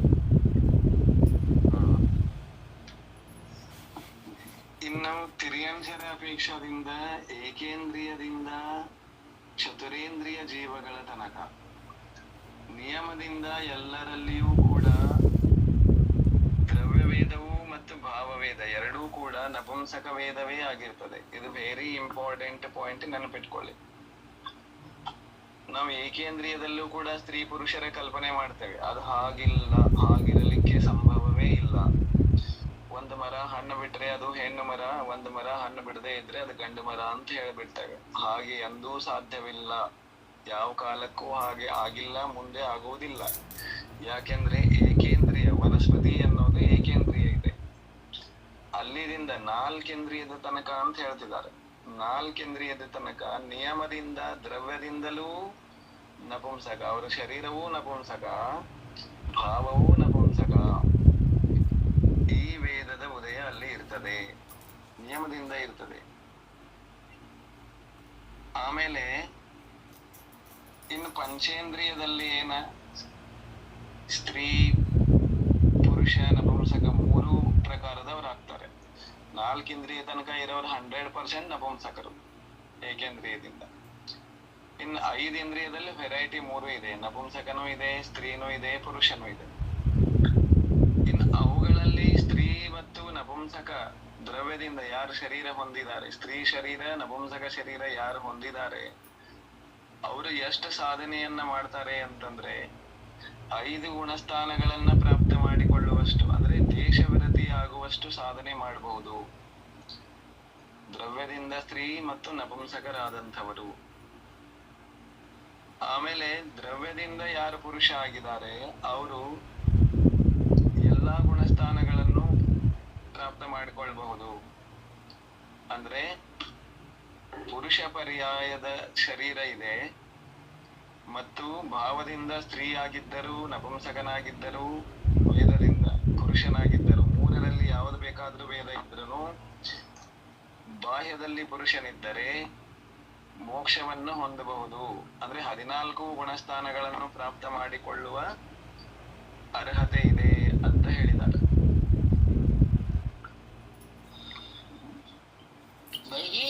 ಈ ನಾಲ್ಕಿಗಳು 5 ಗುಣಸ್ಥಾನಕ್ಕೆ ಬರೋಕ್ ಸಾಧ್ಯ ಇದೆಯಾ? ಇದು ಮನುಷ್ಯ ತಿರ್ಯಂಚರ ಅಪೇಕ್ಷದಿಂದ. ಮನುಷ್ಯ ಇಲ್ಲಿ 14 ಗುಣಸ್ಥಾನಗಳು ಯಾರು ಪ್ರಾಪ್ತ ಮಾಡ್ಕೋತಾರೆ? ಮನುಷ್ಯರು ತಾನೆ. ಗತಿ ಕೂಡ ಅಲ್ಲಿ ಹೊಂದಿರುತ್ತೆ. ಅಂದ್ರೆ ಆ ವೇದದ ಅಪೇಕ್ಷದಿಂದ ವೇದ ಸಾಮಾನ್ಯ ಆಯ್ತು. ಗುಣಸ್ಥಾನ ಬಂದಾಗ ಅದು ಎಲ್ಲೆಲ್ಲಿ ಸಾಧ್ಯ ಇದೆ ಆ ಲೆಕ್ಕ ಬರ್ತಾರೆ.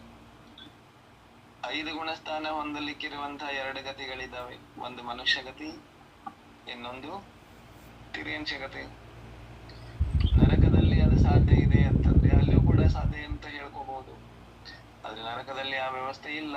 ಯಾಕಂದ್ರೆ ಎಷ್ಟು ಗುಣಸ್ಥಾನ ಹೊಂದಬಹುದಲ್ಲಿ?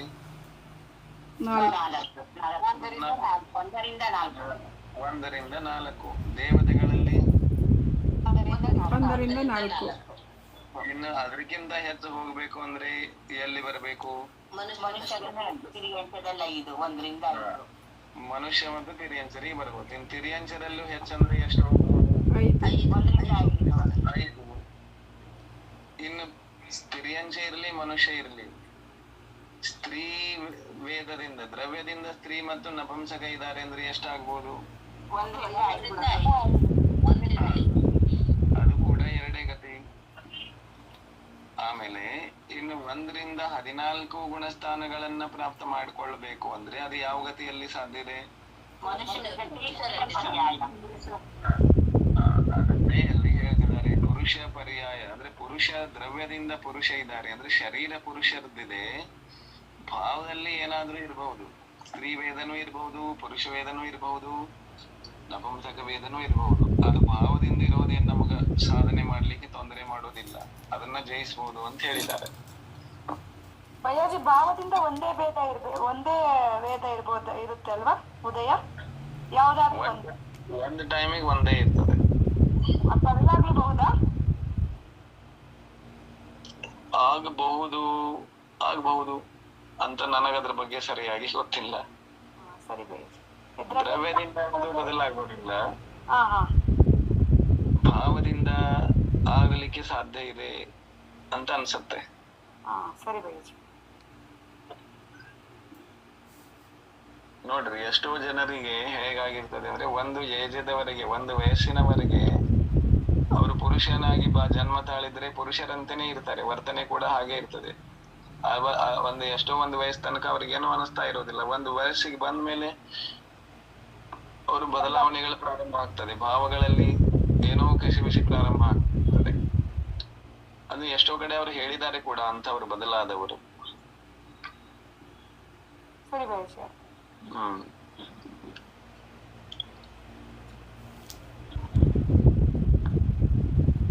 ಈ ತಿರ್ಯಂಚರಲ್ಲಿ ಅವಧಿಜ್ಞಾನ ಉಂಟಾಗುತ್ತೆ ಅಂತ ಹೇಳ್ತಾರಲ್ಲ, ಅದು ಭೋಗಭೂಮಿಯ ತಿರ್ಯಂಚರಿಗ ಅಥವಾ ಇದು ಕರ್ಮಭೂಮಿಯವ್ರಿಗ? ಕರ್ಮಭೂಮಿ. ಅವಧಿಜ್ಞಾನ ಎಲ್ಲಿ ಬೇಕಾದ್ರೂ ಆಗಬಹುದಲ್ಲ, ಭೂಮಿಯವರಿಗೆ ಆಗ್ಬಾರ್ದು ಅಂತ ಏನಿಲ್ಲಲ್ಲ. ಹೌದು,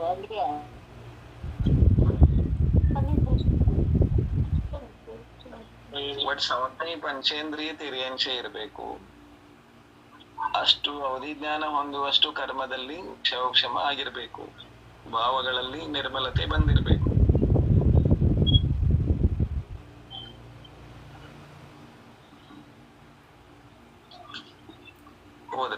ಒಂದು ಮಿಥ್ಯಾತ್ವ ಔದಯಿಕ ಭಾವ. ದರ್ಶನ ಮೋಹನೀಯ ಕರ್ಮದ ಉದಯದಿಂದ ತತ್ವಾರ್ಥದಲ್ಲಿ ಉಂಟಾಗುವ ಅರುಚಿ ಅಥವಾ ಅಶ್ರದ್ಧೆಗೆ ಮಿಥ್ಯಾತ್ವ ಎನ್ನುತ್ತಾರೆ, ಮತ್ತು ಅಂಥ ಕರ್ಮದ ಉದಯದಲ್ಲಿ ಉಂಟಾಗುವ ಜೀವಿಯ ಭಾವಗಳಿಗೆ ಮಿಥ್ಯಾತ್ವ ಔದಯಿಕ ಭಾವ ಎನ್ನುತ್ತಾರೆ. ಗತಿ ಕಷಾಯ ಲಿಂಗ ಆದ್ಮೇಲೆ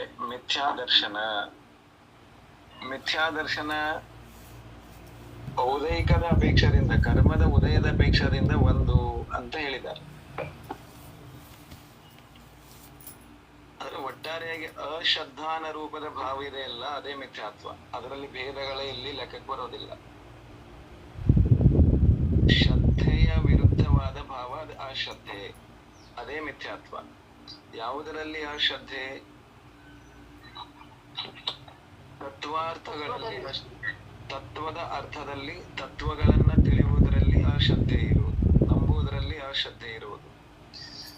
ಇದು ಯಾಕಾಗ್ತಿದೆ ಅಂತಂದ್ರೆ ದರ್ಶನ ಮೋಹನೀಯ ಕರ್ಮದ ಕಾರಣದಿಂದ. ಈ ರೀತಿ ತತ್ವಾರ್ಥದಲ್ಲಿ ಅಶ್ರದ್ಧಾನ ರೂಪದ ಅಥವಾ ಅರುಚಿ ರೂಪದ ಭಾವಗಳು ಆಗ್ತಾವಲ್ಲ, ಆ ಭಾವಗಳನ್ನೇ, ಅಶ್ರದ್ಧಾನ ರೂಪದ ಭಾವಗಳನ್ನೇ ಮಿಥ್ಯಾತ್ವ ಎಂದು ಕರೆಯುತ್ತಾರೆ. ಮಿಥ್ಯಾತ್ವ ಅಂದ್ರೆ ಏನು ಬೇರೆ ದೊಡ್ಡದಾದಂತ ಪರ್ವತ ಅಲ್ಲ, ಆದ್ರೆ ಆ ಅಶ್ರದ್ಧಾನ ರೂಪದ ಭಾವ ಪರ್ವತಕ್ಕಿಂತಲೂ ಬಲಿಷ್ಠವಾಗಿ ಬಿಡುತ್ತದೆ. ಅಂದ್ರೆ ಮಿಥ್ಯಾ ಅಂದ್ರೆ ಯಾವ್ದು ಯಥಾರ್ಥ ಅಲ್ಲ, ಅದು ಮಿಥ್ಯೆ. ಅಯಥಾರ್ಥವಾದದ್ರ ತನ್ಮಯತೆ, ಮಯತೆ ಅಥವಾ ತ್ವ ಅಂತ ಕರೀತಾರಲ್ಲ, ಅದು ಅದರ ವ್ಯಕ್ತಿತ್ವವನ್ನ ತೋರಿಸ್ತದೆ. ದರ್ಶನ ಮೋಹದ ಕಾರಣದಿಂದ ಎಂಥ ಅಶ್ರದ್ಧಾನಾಗ್ತದೆ ಜೀವಕ್ಕೆ ಅಂತಂದ್ರೆ, ನಿಜವಾಗ್ಲೂ ವಾಸ್ತವಿಕವಾಗಿ ಏನು ಒಂದು ವ್ಯವಸ್ಥೆ ಇದೆ, ಜೀವ ಮತ್ತು ಕರ್ಮದ ವ್ಯವಸ್ಥೆ, ಜೀವಕ್ಕೆ ಸಂಸಾರದಲ್ಲಿ ಸುಖ ದುಃಖ ಆಗುವಂತ ವ್ಯವಸ್ಥೆ, ಮತ್ತೆ ಇದರಿಂದ ಬಿಡಿಸಿಕೊಳ್ಳುವಂತ ಉಪಾಯಗಳಲ್ಲಿ ಇರುವಂತ ವ್ಯವಸ್ಥೆ, ಈ ಎಲ್ಲ ಏನ್ ತತ್ವಗಳಿದಾವೆ, ಜೀವ ಮೊದಲಾದದ್ದು, ಈ ತತ್ವ ಮತ್ತು ಇದರ ಸ್ವರೂಪದಲ್ಲಿ ಅದಕ್ಕೆ ಅಶ್ರದ್ಧಾನ ಉಂಟಾಗ್ತದೆ. ಅಶ್ರದ್ಧಾನದಿಂದ ಈ ಕರ್ಮ ಹೆಚ್ಚಾಗ್ತದೆ ಮತ್ತು ಉದಯಕ್ಕೆ ಬರ್ತದೆ, ಮತ್ತು ಉದಯಕ್ಕೆ ಬರೋದ್ರಿಂದ ಮತ್ತೆ ಈ ಭಾವಗಳು ಹೆಚ್ಚಾಗ್ತದೆ. ಈ ರೀತಿ ಒಂದು ಸಂಬಂಧ ಇರ್ತದೆ. ಆಮೇಲೆ ಇಂಥ ಏನು ಒಂದು ದರ್ಶನ ಮೋಹನೀಯ ಕರ್ಮ ಇದೆಯಲ್ಲ, ಅಶ್ರದ್ಧಾನವನ್ನುಂಟು ಮಾಡುವಂಥದ್ದು, ಈ ದರ್ಶನ ಮೋಹವನ್ನ ಉಂಟು ಮಾಡುವಂತಹ ಭಾವಗಳಿಗೇನೆ ಮಿಥ್ಯಾತ್ವ ಔದಯಿಕ ಭಾವ ಅಂತ ಕರೀತಾರೆ. ಏನ್ ಹೇಳಿದ್ರು? ನಮ್ಮ ಭಾವದ ಕಾರಣದಿಂದಲೇ ದರ್ಶನ ಮೋಹನೀಯ ಉದಯಕ್ಕೆ ಬರ್ತದೆ, ಉಂಟಾಗುತ್ತದೆ. ಇದನ್ನೇ ಔದಯಿಕ ಭಾವ. ದರ್ಶನ ಮೋಹದಿಂದ ನಾವು ಮಿಥ್ಯಾ ದೃಷ್ಟಿ ಆಗ್ತೇವೆ, ಇದು ಒಂದು ಅಪೇಕ್ಷಾ. ಕರ್ಮ ಬಲಿಷ್ಠ ಅಂತ ತಿಳ್ಕೊಂಡು ಹೇಳುವಾಗ ಹಾಗೆ ಹೇಳು. ಆದ್ರೆ ಇಲ್ಲಿ ನಮ್ಮಲ್ಲಿ ಬದಲು ಭಾವ ದರ್ಶನ ಮೋಹವನ್ನ ಕೆಲಸ ಮಾಡುವಂತ ಭಾವಗಳೇ ಅದಕ್ಕೆ ಕೆಲಸ ಮಾಡ್ಲಿಕ್ಕೆ ಹಸ್ತವೆ. ಇದನ್ನೇ ಇಲ್ಲಿ ಮಿಥ್ಯಾತ್ವ ಔದಯಿಕ ಭಾವ ಅಂತ ಕರೀತಾರೆ. ಮಿಥ್ಯಾತ್ವ ಅಂದ್ರೆ ಗೊತ್ತಾಯ್ತು? ಮಿಥ್ಯಾತ್ವ ಹೆಂಗಿರ್ತದೆ? ಮಿಥ್ಯಾತ್ವ ಅಂದ್ರೆ ಮೊದಲೇ ತಿಳ್ಕೋಬೇಕು, ತತ್ವಶ್ರದ್ಧಾನದಲ್ಲಿ, ತತ್ವಾರ್ಥದಲ್ಲಿ ಅಶ್ರದ್ಧೆ, ಅರುಚಿ, ವಿಶ್ವಾಸ ಇಲ್ಲದಿರುವಿಕೆ, ಅವಿಶ್ವಾಸ, ಇದೇ ಮಿಥ್ಯಾತ್ವ. ಅಂದ್ರೆ ವಾಸ್ತವ ಏನಿದೆ ಅದನ್ನ ನಂಬಲಿಕ್ಕೆ ನಾನು ಒಲ್ಲೆ, ಇದೇ ಮಿಥ್ಯಾತ್ವ. ವಾಸ್ತವ ಏನಿದೆ? ಜೀವಕ್ಕೆ ಯಾರು ಸುಖ ಕೊಡ್ತಾರೆ? ಯಾರು ಸುಖ ಕೊಡ್ತಾರೆ? ಸಂಸಾರದ ಯಾವುದೋ ಒಬ್ಬ ದೇಹ ಕೊಡ್ತಾನೆ, ಇದೇ ಮಿಥ್ಯಾತ್ವ. ಅಥವಾ ಭಗವಾನರು ಕೊಡ್ತಾರೆ, ಇದು ಮಿಥ್ಯಾತ್ವ. ಜೀವಕ್ಕೆ ವಾಸ್ತವದಲ್ಲಿ ಸುಖ ಹೇಗ್ ಸಿಗತ್ತೆ ಸಂಸಾರದಲ್ಲಿ ಅಂದ್ರೆ, ಆ ಜೀವ ಕಟ್ಟಿಕೊಂಡಿರುವಂತಹ ಪುಣ್ಯ ಕರ್ಮದ ಭಯದಲ್ಲಿ ಅದಕ್ಕೆ ಸಂಸಾರಿಕ ಸುಖ ಸಿಗ್ತದೆ. ಜೀವಕ್ಕೆ ದುಃಖ ಯಾರು ಕೊಡ್ತಾರೆ? ಮತ್ತಿನ್ಯಾವನೋ ಒಬ್ಬ ದೇವ, ಸಾಧ್ಯವಿಲ್ಲ, ಇದೇ ಮಿಥ್ಯಾತ್ವ. ಅಥವಾ ಭಗವಾನರು ಕೊಡ್ತಾರೇನು? ಕನಸಿನಲ್ಲಿ ಕೊಡಂಗಿಲ್ಲ. ಯಾಕೆಂತಂದ್ರೆ ಇದು ಕೂಡ ಹಾಗೇನೆ, ಕರ್ಮದ ಕಾರಣ. ನಾನು ಕಟ್ಟಿಕೊಂಡಂತಹ ಅಶುಭ ಕರ್ಮಗಳೇ ಫಲ ಕೊಡುವಾಗ ನನಗೆ ದುಃಖ ಉಂಟಾಗ್ತದೆ. ಇದು ವಾಸ್ತವ. ಇದನ್ನ ಎಷ್ಟೋ ಸಾರಿ ಜೀವಗಳು ಬಾಯಿಂದ ಹೇಳ್ತವೆ, ಆದ್ರೆ ನಂಬಿರೋದಿಲ್ಲ. ನಂಬಿ ಹೇಳ್ತೇವೆ ಅಂದ್ರೆ ಇದೇ ಸಮ್ಯಕ್ತ್ವ. ಸುಮ್ಮನೆ ಹೇಳ್ತಿರ್ತೇವೆ, ಮತ್ತ ಆ ಕಡೆ ಈ ಕಡೆ ಫೈಟಿಂಗ್ ಚಾಲು ಇರ್ತದೆ. ಅಂದ್ರೆ ಅವ್ರು ಹಾಗೆ ಮಾಡಿದ್ರು, ಇವ್ರು ಹೇಗೆ ಮಾಡಿದ್ರು, ಇವ್ರು ನಂದು ಕಿತ್ಕೊಂಡ್ರು, ಅವ್ರು ನಂದು ಕಿತ್ಕೊಂಡ್ರು, ಇದನ್ನೇ ಹೇಳ್ತಿರ್ತೇವೆ. ಇದೇ ಮಿಥ್ಯಾತ್ವ. ಮಿಥ್ಯಾತ್ವ ಅಂದ್ರೆ ಏನು? ಅಲ್ಲಿ ಒಂದೇನೋ ತೆಂಗಿನಕಾಯಿ ಹೊಡೆದು ಊದಿನ ಕಡ್ಡಿ ಹಚ್ಚಿ ಬರೋದು, ಇದು ಮಾತ್ರ ಮಿಥ್ಯಾತ್ವ ಅಲ್ಲ. ಅದು ಭಯಂಕರ ವಿಸ್ತೃತ ರೂಪದ ಮಿಥ್ಯಾತ್ವ. ಅದು ಆ ರೀತಿ ಮಾಡೋದು. ಇದೇನಿದೆ? ಶ್ರದ್ಧೆಯ ವಿಪರೀತವಾದದ್ದು ಎಲ್ಲಾನು ಮಿಥ್ಯಾತ್ವ ಇದೆ. ಅಂದ್ರೆ ಯಥಾರ್ಥವಾದದರ ವಿಪರೀತತೆ ಇರೋದೆಲ್ಲ ಮಿಥ್ಯಾತ್ವ. ನಾವು ಸಾಮಾನ್ಯವಾಗಿ ಯಾವುದೋ ಸತ್ಯವನ್ನ ಸತ್ಯ ಅಲ್ಲ ಅಂತ ತಿಳ್ಕೊಂಡಿದ್ರೂ ಮಿಥ್ಯಾತ್ವನೇ. ತಿಳಿತು? ಹಾ, ಈಗ ಯಾವುದೋ ಪೌರಾಣಿಕ ಇತಿಹಾಸಗಳಲ್ಲಿ ಬರುವಂತ ಪಾತ್ರಗಳ ಬಗ್ಗೆನೂ ನಮಗೆ ತಪ್ಪು ಗ್ರಹಿಕೆ ಇದೆ, ಅದು ಮಿಥ್ಯಾತ್ವನೇ. ಅಥವಾ ಯಾವುದೋ ಇತಿಹಾಸ ಪುರುಷರ ಬಗ್ಗೆನೂ ತಪ್ಪು ಗ್ರಹಿಕೆಗಳಿರ್ತವೆ, ಅದು ಮಿಥ್ಯಾತ್ವನೇ. ಯಾಕಂದ್ರೆ ನಾವು ಏನ ನಂಬಿದ್ದೇವೆ ಅದು ಸತ್ಯದ ವಿರುದ್ಧ ಇದೆ, ಯಥಾರ್ಥವಾದದ್ರ ವಿರುದ್ಧ ಇರೋದೆಲ್ಲ ಮಿಥ್ಯಾತ್ವ. ಅದಕ್ಕೆ ನಮಗೆ ಅನಾದಿ ಕಾಲದಿಂದಲೂ ಒಂಚೂರು ಸಂಸಾರದಲ್ಲಿ ಗ್ಯಾಪ್ ಬಂದಿಲ್ಲ. ಒಂದ್ ವೇಳೆ ನಾವು ಸತ್ಯವನ್ನಾಗಿ ನಂಬ್ತಿದ್ದೆವು ಅಂತಂದ್ರೆ ಇವತ್ತು ಇಲ್ಲಿ ಹೀಗೆ ಇರುವಂತ ಪರಿಸ್ಥಿತಿ ಯಾರಿಗೂ ಇರ್ತಿರ್ಲಿಲ್ಲ. ತಿಳಿತ್ರಿ? ವಂದನಾ ಬಯ್ಯಜಿ.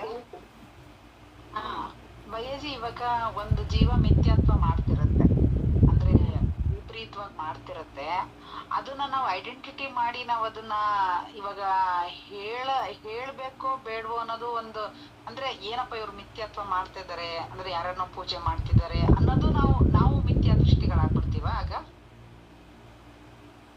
ಹೇಗೆ ಒಂದು ಉದಾಹರಣೆ ಕೊಟ್ಟು ಹೇಳಿ. ಬಯ್ಯಜಿ, ಇವಾಗ ಒಬ್ರು ಯಾರೋ ದೇವಿ ದೇವತೆನೆಲ್ಲ ಪೂಜೆ ಮಾಡ್ತಿರ್ತಾರೆ. ಇವಾಗ ನಾನ್ ಪೂಜೆ ಮಾಡ್ತಿರಲ್ಲ, ಆದ್ರೆ ಪೂಜೆ ಮಾಡೋನ್ನ ಏನ್ ಇವ್ರು ಹಿಂಗ್ ಪೂಜೆ ಮಾಡ್ತಾರಪ್ಪ ಗೊತ್ತಾಗಲ್ವಾ ಅಂತ ಹೇಳೋದು, ಯಾಕಂದ್ರ ಅದು ನಾಳೆ ಸಮ್ಯಕ್ತ ಮಾಡ್ಕೋಬಹುದಲ್ಲ ಜೀವ.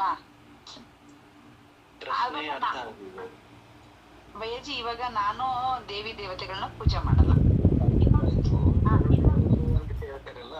ಅದಂದ್ರೆ ಇವ್ರಿಗೆ ಪೂಜೆ ಮಾಡ್ಬೇಡಿ ಅಂತ ಹೇಳೋದು ಮಿಥ್ಯಾತ್ವ ಅಂತ ಕೇಳ್ತಿದ್ದೀರಾ?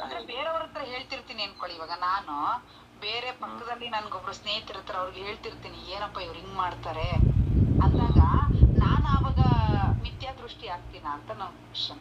ಇಲ್ಲ, ಅದ್ರಲ್ಲಿ ಮಿಥ್ಯಾ ದೃಷ್ಟಿ ಅದ್ರಲ್ಲಿ ಏನಿದೆ? ಮಿಥ್ಯಾತ್ವ ಅದೇ ಅಂದ್ರೆ ಇವಾಗ ಅವ್ರಿಗೂ ಅಂದ್ರೆ ಅಜ್ಞಾನದಿಂದ ಮಾಡ್ತಿರುತ್ತೆ ಜೀವ. ನಾನು ಅಜ್ಞಾನದಿಂದ ಮಾಡ್ಕೊಂಡೇ ಬಂದಿದ್ದೀನಿ. ಇವತ್ತಲ್ಲ ನಾಳೆ ಸುಧಾರಣೆ ಆಗ್ಬೋದಲ್ವಾ ಜೀವ? ಆಗ್ಬಹುದು, ಯಾರಾದ್ರೂ ಕಾರಣ ಇರ್ಬಹುದು, ಆಗ್ಬೋದಲ್ವಾ? ಸೊ ನಾನು ಅದನ್ನ ಬೇರೆಯವ್ರ ಹತ್ರ ಹೇಳೋದು ಮಿಥ್ಯಾ ದೃಷ್ಟಿ ಆಗ್ಬಿಡ್ತೀನಲ್ವಾ ನಾನು ಅಂತ. ಅಂದ್ರೆ ಬೇರೆಯವ್ರಿಗೆ ಹೇಳ್ತಿದ್ದೀನಲ್ಲ, ಯಾವುದಕ್ಕೋಸ್ಕರ ಹೇಳ್ತಿದ್ದೀರಿ ಅನ್ನೋದು. ಮತ್ತದು ಮಿಥ್ಯಾತ್ವ ಆಗೋದಕ್ಕಿಂತ ಅದು ಸಮ್ಯಕ್ ದರ್ಶನದಲ್ಲಿ ಏನಾದ್ರೂ ದೋಷ ಕೊಡ್ತದ ಅಂತ ವಿಚಾರಬೇಕಷ್ಟೆ. ಮಿಥ್ಯಾ ದೃಷ್ಟಿ ಅಂತೂ ಆಗೋದಿಲ್ಲ ಹೇಳುವ ಮಾತ್ರದಿಂದ. ಆದ್ರೆ ಇನ್ನೊಬ್ಬರ ಹತ್ರ ಹೇಳುವಂತದ್ದು ಏನಿದೆ, ಕೇಳಿಸಿಕೊಳ್ಳುವಂತ ವ್ಯಕ್ತಿ ಅಥವಾ ನಾವು ಹೇಳುವಂತ ವ್ಯಕ್ತಿ ಅಲ್ಲಿ ಏನಾದ್ರೂ ಬದಲಾವಣೆ ತರಲಿಕ್ಕೆ ಸಾಧ್ಯನಾ? ಅಂದ್ರೆ ಇವಾಗ ನಾವು ತುಂಬಾ ಮಿಥ್ಯಾತ್ವ ಮಾಡ್ಕೊಂಡೇ ಬಂದಿದೀವಿ, ಅದಕ್ಕೆ ಇವತ್ತು ಇಲ್ಲಿದೀವಿ ನಾವು, ನೀವ್ ಹೇಳ್ದಂಗೆ. ಸೊ ನಾಳೆ ಇವಾಗ ಆ ಜೀವ ಮಾಡ್ತಿರೋ ಜೀವನು ನಾಳೆ ಸುಧಾರಣೆ ಮಾಡ್ಕೋಬಹುದು. ಅಂದ್ರೆ ನಾನು ಆ ದೃಷ್ಟಿ ನೋಡ್ಬಾರ್ದು. ನೋಡಿ, ಆ ಜೀವಕ್ಕೆ ಹೇಳಿ ನೀವು ಇನ್ನೊಬ್ಬರ ಹತ್ರ ಹೇಳ್ತಿದ್ದೀರಿ ಅಂದ್ರೆ ಕಾರಣ ಅದು ಇಂಪಾರ್ಟೆಂಟ್. ಕಾರಣ ಇಂಪಾರ್ಟೆಂಟ್. ಯಾಕೆ ಇಂಪಾರ್ಟೆಂಟ್ ಅಂದ್ರೆ ಅದು ಭಾವವನ್ನ ಸೂಚಿಸ್ತದೆ.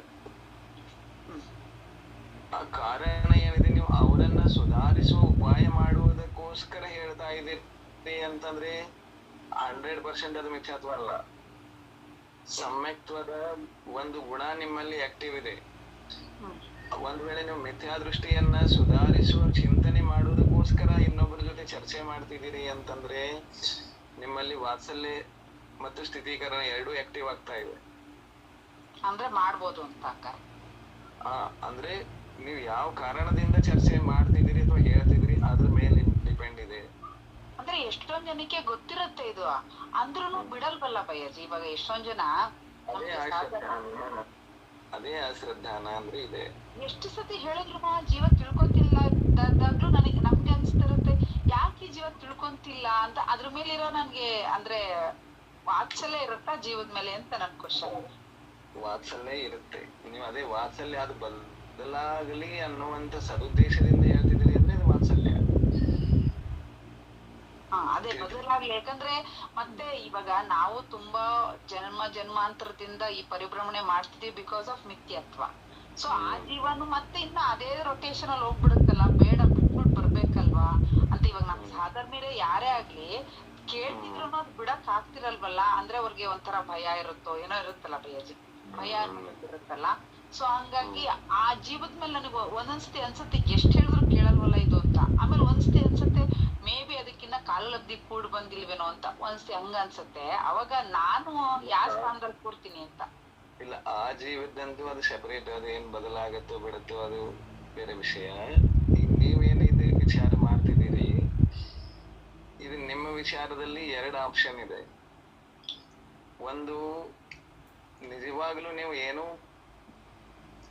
ಅಲ್ಲಿ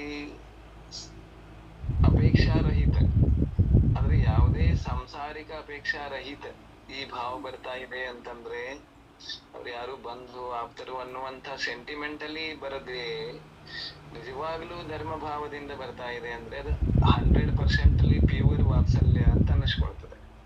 ಬೈಜಿ, ಯಾಕಂದ್ರೆ ಪ್ರತಿಯೊಂದು ಜೀವನ ನೋಡ್ತಾ ಇದ್ದಾಗ ಇದು ಮತ್ತೆ ಪರಿಭ್ರಮಣೆ ಮಾಡುತ್ತಲ್ಲ ಅಂತ ಬೇಜಾರಾಗುತ್ತೆ. ಅದು ಯಾರೇ ಇರ್ಬೋದು, ಅದು ವಾತ್ಸಲ್ಯ ಇದೆ.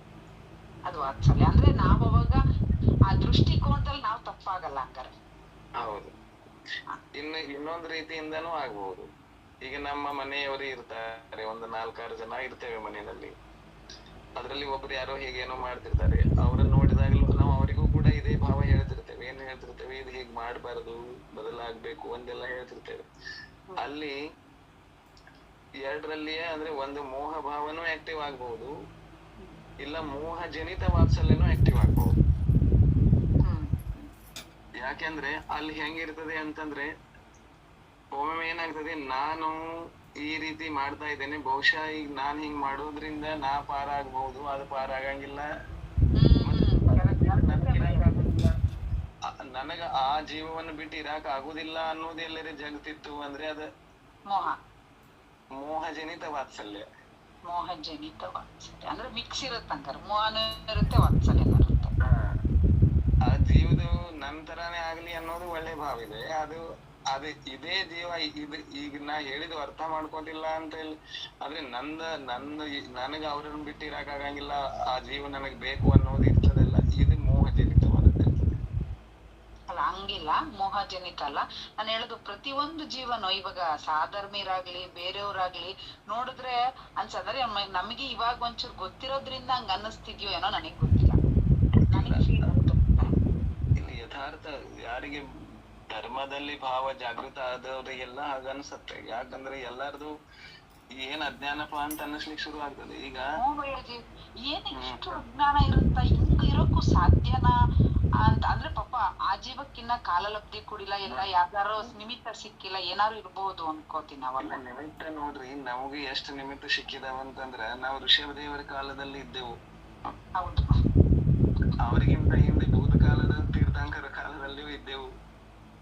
ನಾವು ಇದೇ ಫಸ್ಟ್ ಮನುಷ್ಯರಾಗಿದ್ದೇವೆ, ಹಿಂಗೇನಿಲ್ಲ. ಎಷ್ಟೋ ಸಾರಿ ಸಂಜ್ಞಿ ಪಂಚೇಂದ್ರಿಯ ಆಗಿನೂ ಭಗವಂತರನ್ನು ನೋಡಿದ್ದೇವೆ, ಮನುಷ್ಯರಾಗಿನೂ ನೋಡಿದ್ದೇವೆ, ದೇವತೆಗಳಾಗಿಯೂ ನೋಡಿದ್ದೇವೆ. ಆದ್ರೆ ಒಬ್ಬರ ಮಾತನ್ನೂ ಕೇಳಲಿಲ್ಲ. ಅನಂತ ತೀರ್ಥಂಕರರಾಗಿ ಹೋಗಿದ್ದಾರೆ, ಅವರಿಗಿಂತ ಅನಂತ ಪಟ್ಟ ಹೆಚ್ಚು ಅರಿಹಂತ ಭಗವಾನರಾಗಿ ಹೋಗಿದ್ದಾರೆ. ಒಬ್ಬರ ಮಾತು ಕೇಳಿಲ್ಲ.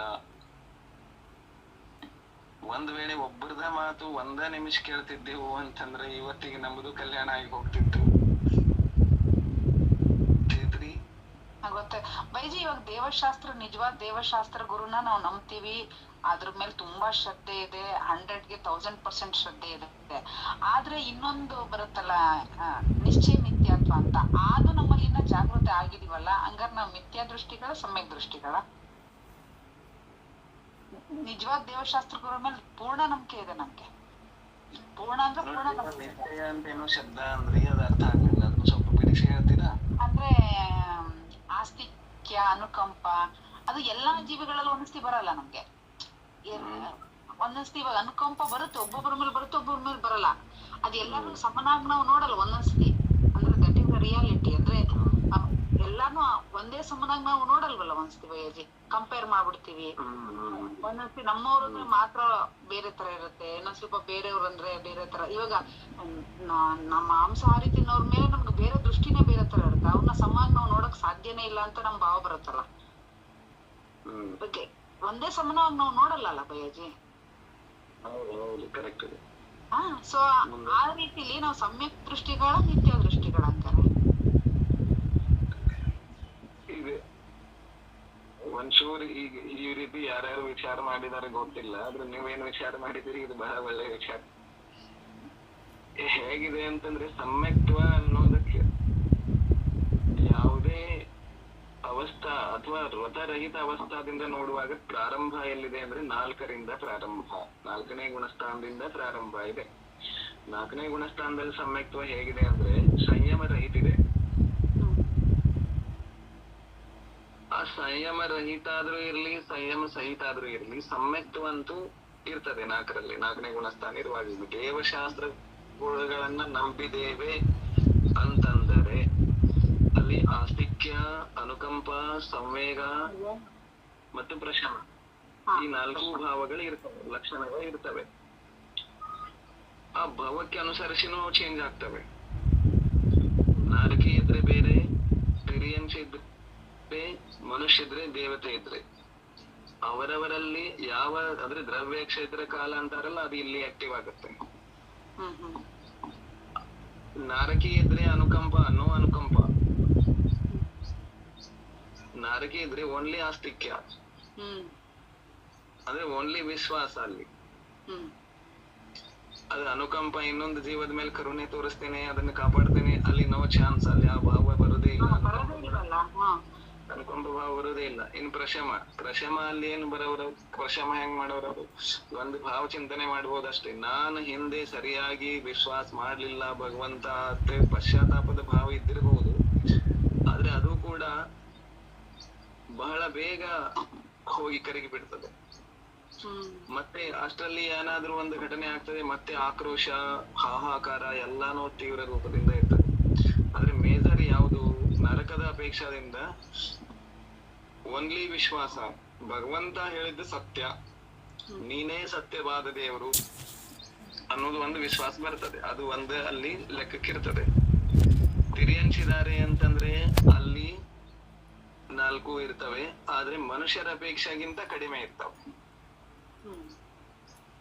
ತಿರಿಯಂಚರು ಕೂಡ ಸಂವೇಗಿ ಆಗ್ತಾರೆ, ತಿರಿಯಂಚರು ಕೂಡ ಕಷಾಯಗಳನ್ನ ಜಯಿಸ್ಲಿಕ್ಕೆ ಪ್ರಯತ್ನ ಮಾಡ್ತಾರೆ, ತಿರಿಯಂಚರು ಅನುಕಂಪ ಮಾಡ್ತವೆ.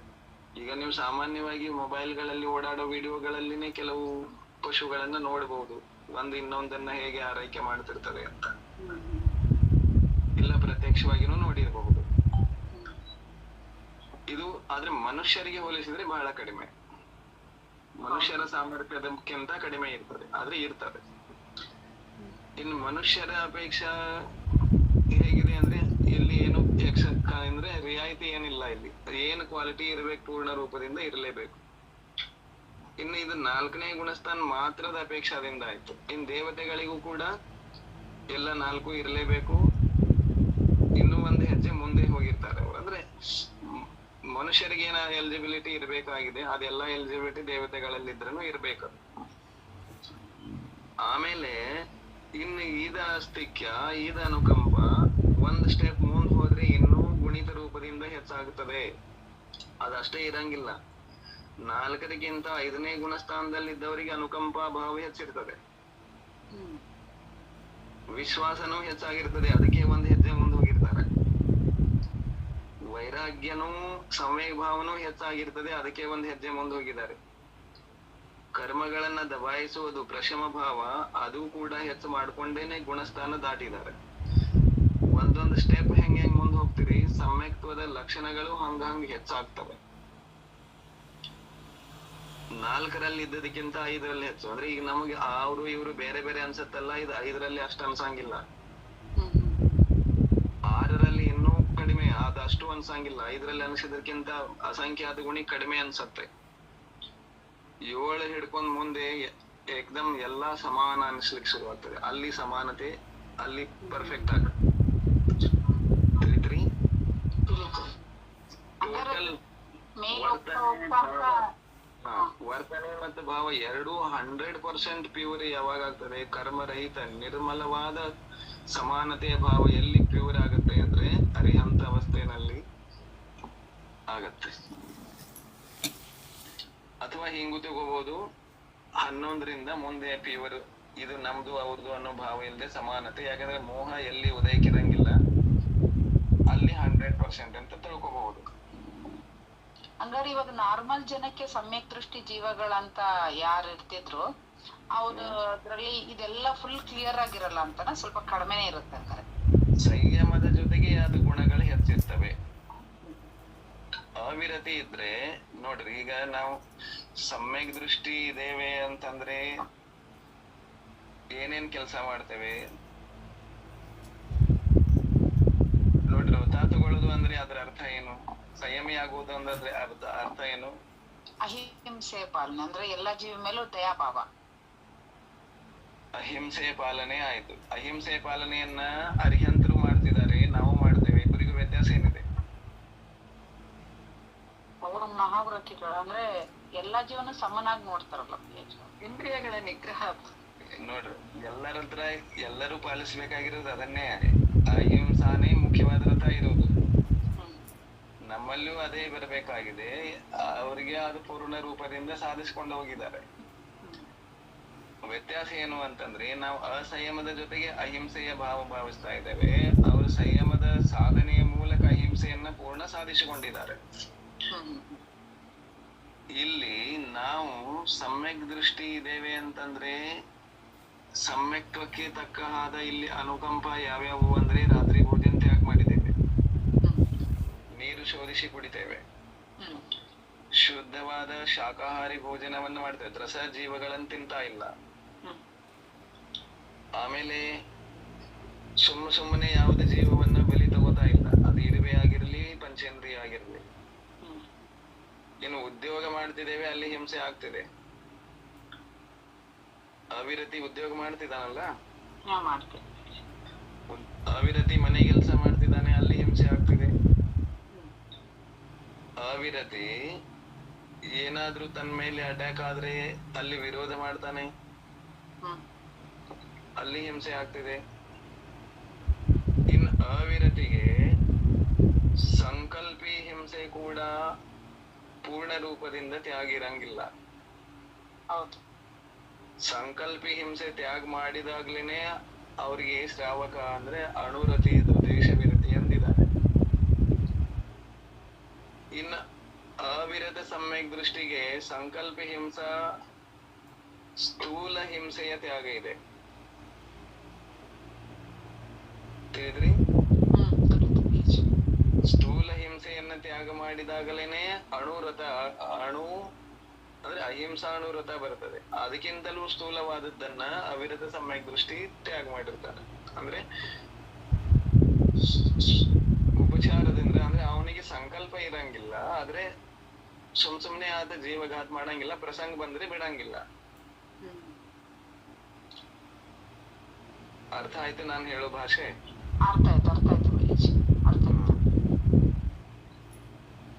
ಈಗ ನೋಡ್ರಿ, ಒಂದು ವಿಚಾರ ಹೆಂಗ ಅಂದ್ರೆ, ಈಗ ನಮ್ಗ ಅವಿರತಿಯ ಲಕ್ಷಣಕ್ಕೂ ಅಣುರತಿಯ ಲಕ್ಷಣಕ್ಕೂ ಮಹಾವ್ರತಿಯ ಲಕ್ಷಣಕ್ಕೂ ಏನ್ ವ್ಯತ್ಯಾಸ ಇದೆ ಅಂತಂದ್ರೆ, ಒಂದು ಉದಾಹರಣೆ, ಈಗ ಒಂದು ಔಷಧಿ ತಗೊಳ್ಳೋದಿದೆ ಅಂತ ನಮಗ ಅನಾರೋಗ್ಯದಿಂದ ಇದ್ದೇವೆ, ಔಷಧಿ ತಗೊಳ್ಳೋದು. ಅವಿರತಿ ಏನ್ ಮಾಡ್ತಾನೆ, ಅವನು ಕೂಡ ಅಷ್ಟಮೂಲ ಗುಣ ಪಾಲನೆ ಮಾಡ್ತಿರ್ತಾನೆ.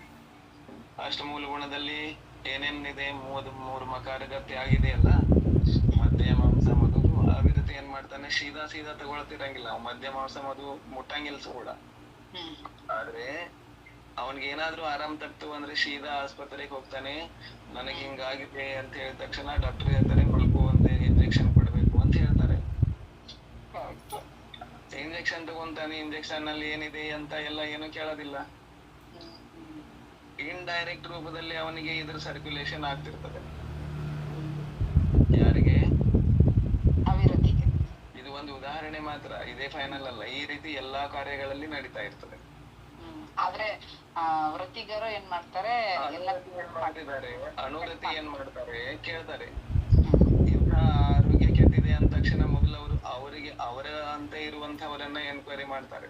ಇದು ಹಿಂಗಾಗಿದ್ರೆ ಹೆಂಗ್ ಮಾಡೋದು ಅಂತ ಮೊದಲೇ ಎಲ್ಲ ಎನ್ಕ್ವೈರಿ ಮಾಡ್ತಾರೆ. ಇದಕ್ಕೆ ಏನ್ ಔಷಧಿ, ಏನ್ ಮಾಡ್ಬೇಕು ಎಲ್ಲ ವಿಚಾರ ಮಾಡ್ಕೋತಾರೆ. ಆಮೇಲೆ ಎಲ್ಲೂ ಅದಕ್ಕೆ ಸರಿಯಾದ ಉಪಾಯ ಇರಲಿಲ್ಲ ಅಂದ್ರೆ ಅಂತಹ ವೈದ್ಯರ ಕಡೆ ಹೋದ್ರು ಕೂಡ ಅವರು ಅದ ಎಂಥ ಔಷಧಿ ಏನು ಎಲ್ಲ ಮಾಡ್ಕೋತಾರೆ. ಅವ್ರಿಗೆ ಒಂಥರ ಒಳಗಡೆ ಕಸಿವಿಸಿ ಇರ್ತದೆ.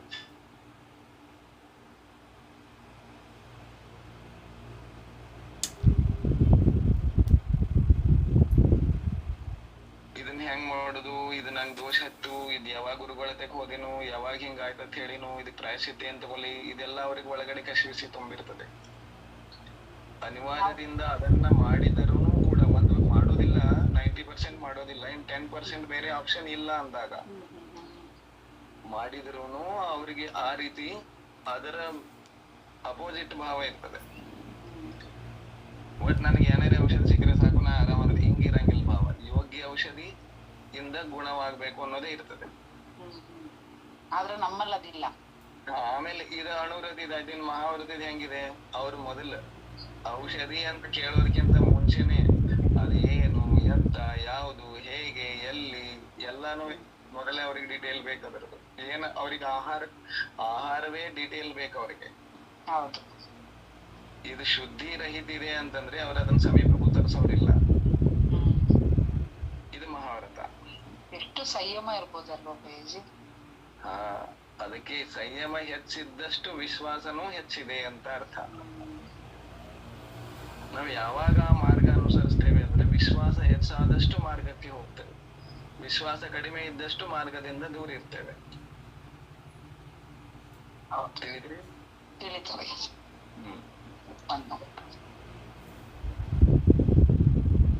ಸರಿ, ಜಿನವಾಣಿ ಸಿರಿಜಿಣವಾಣಿ ಜಗ ಕಲ್ಯಾಣಿ ಜಗಜನ ಮದತ ಮೋಹ ಹರಿ ಜನಮಣ ಹಾರಿ ಗಣಹರ ಹಾರಿ ಜಮ್ಮ ಜರಾ ಭವರೋಗ ಹರಿ तीर्थयाराणं दिव्यझुणिं जो पडयि सुणयि मय्ये धारयि नाणं सुखमनन्तं हरिया सा सदा मुखपदं पावयि सा सदा मुखपदं पावयि. जय बोलो जिनवाणी माता की जय. 9 ಸಲ ನಮೋಕಾರ ಮಂತ್ರ.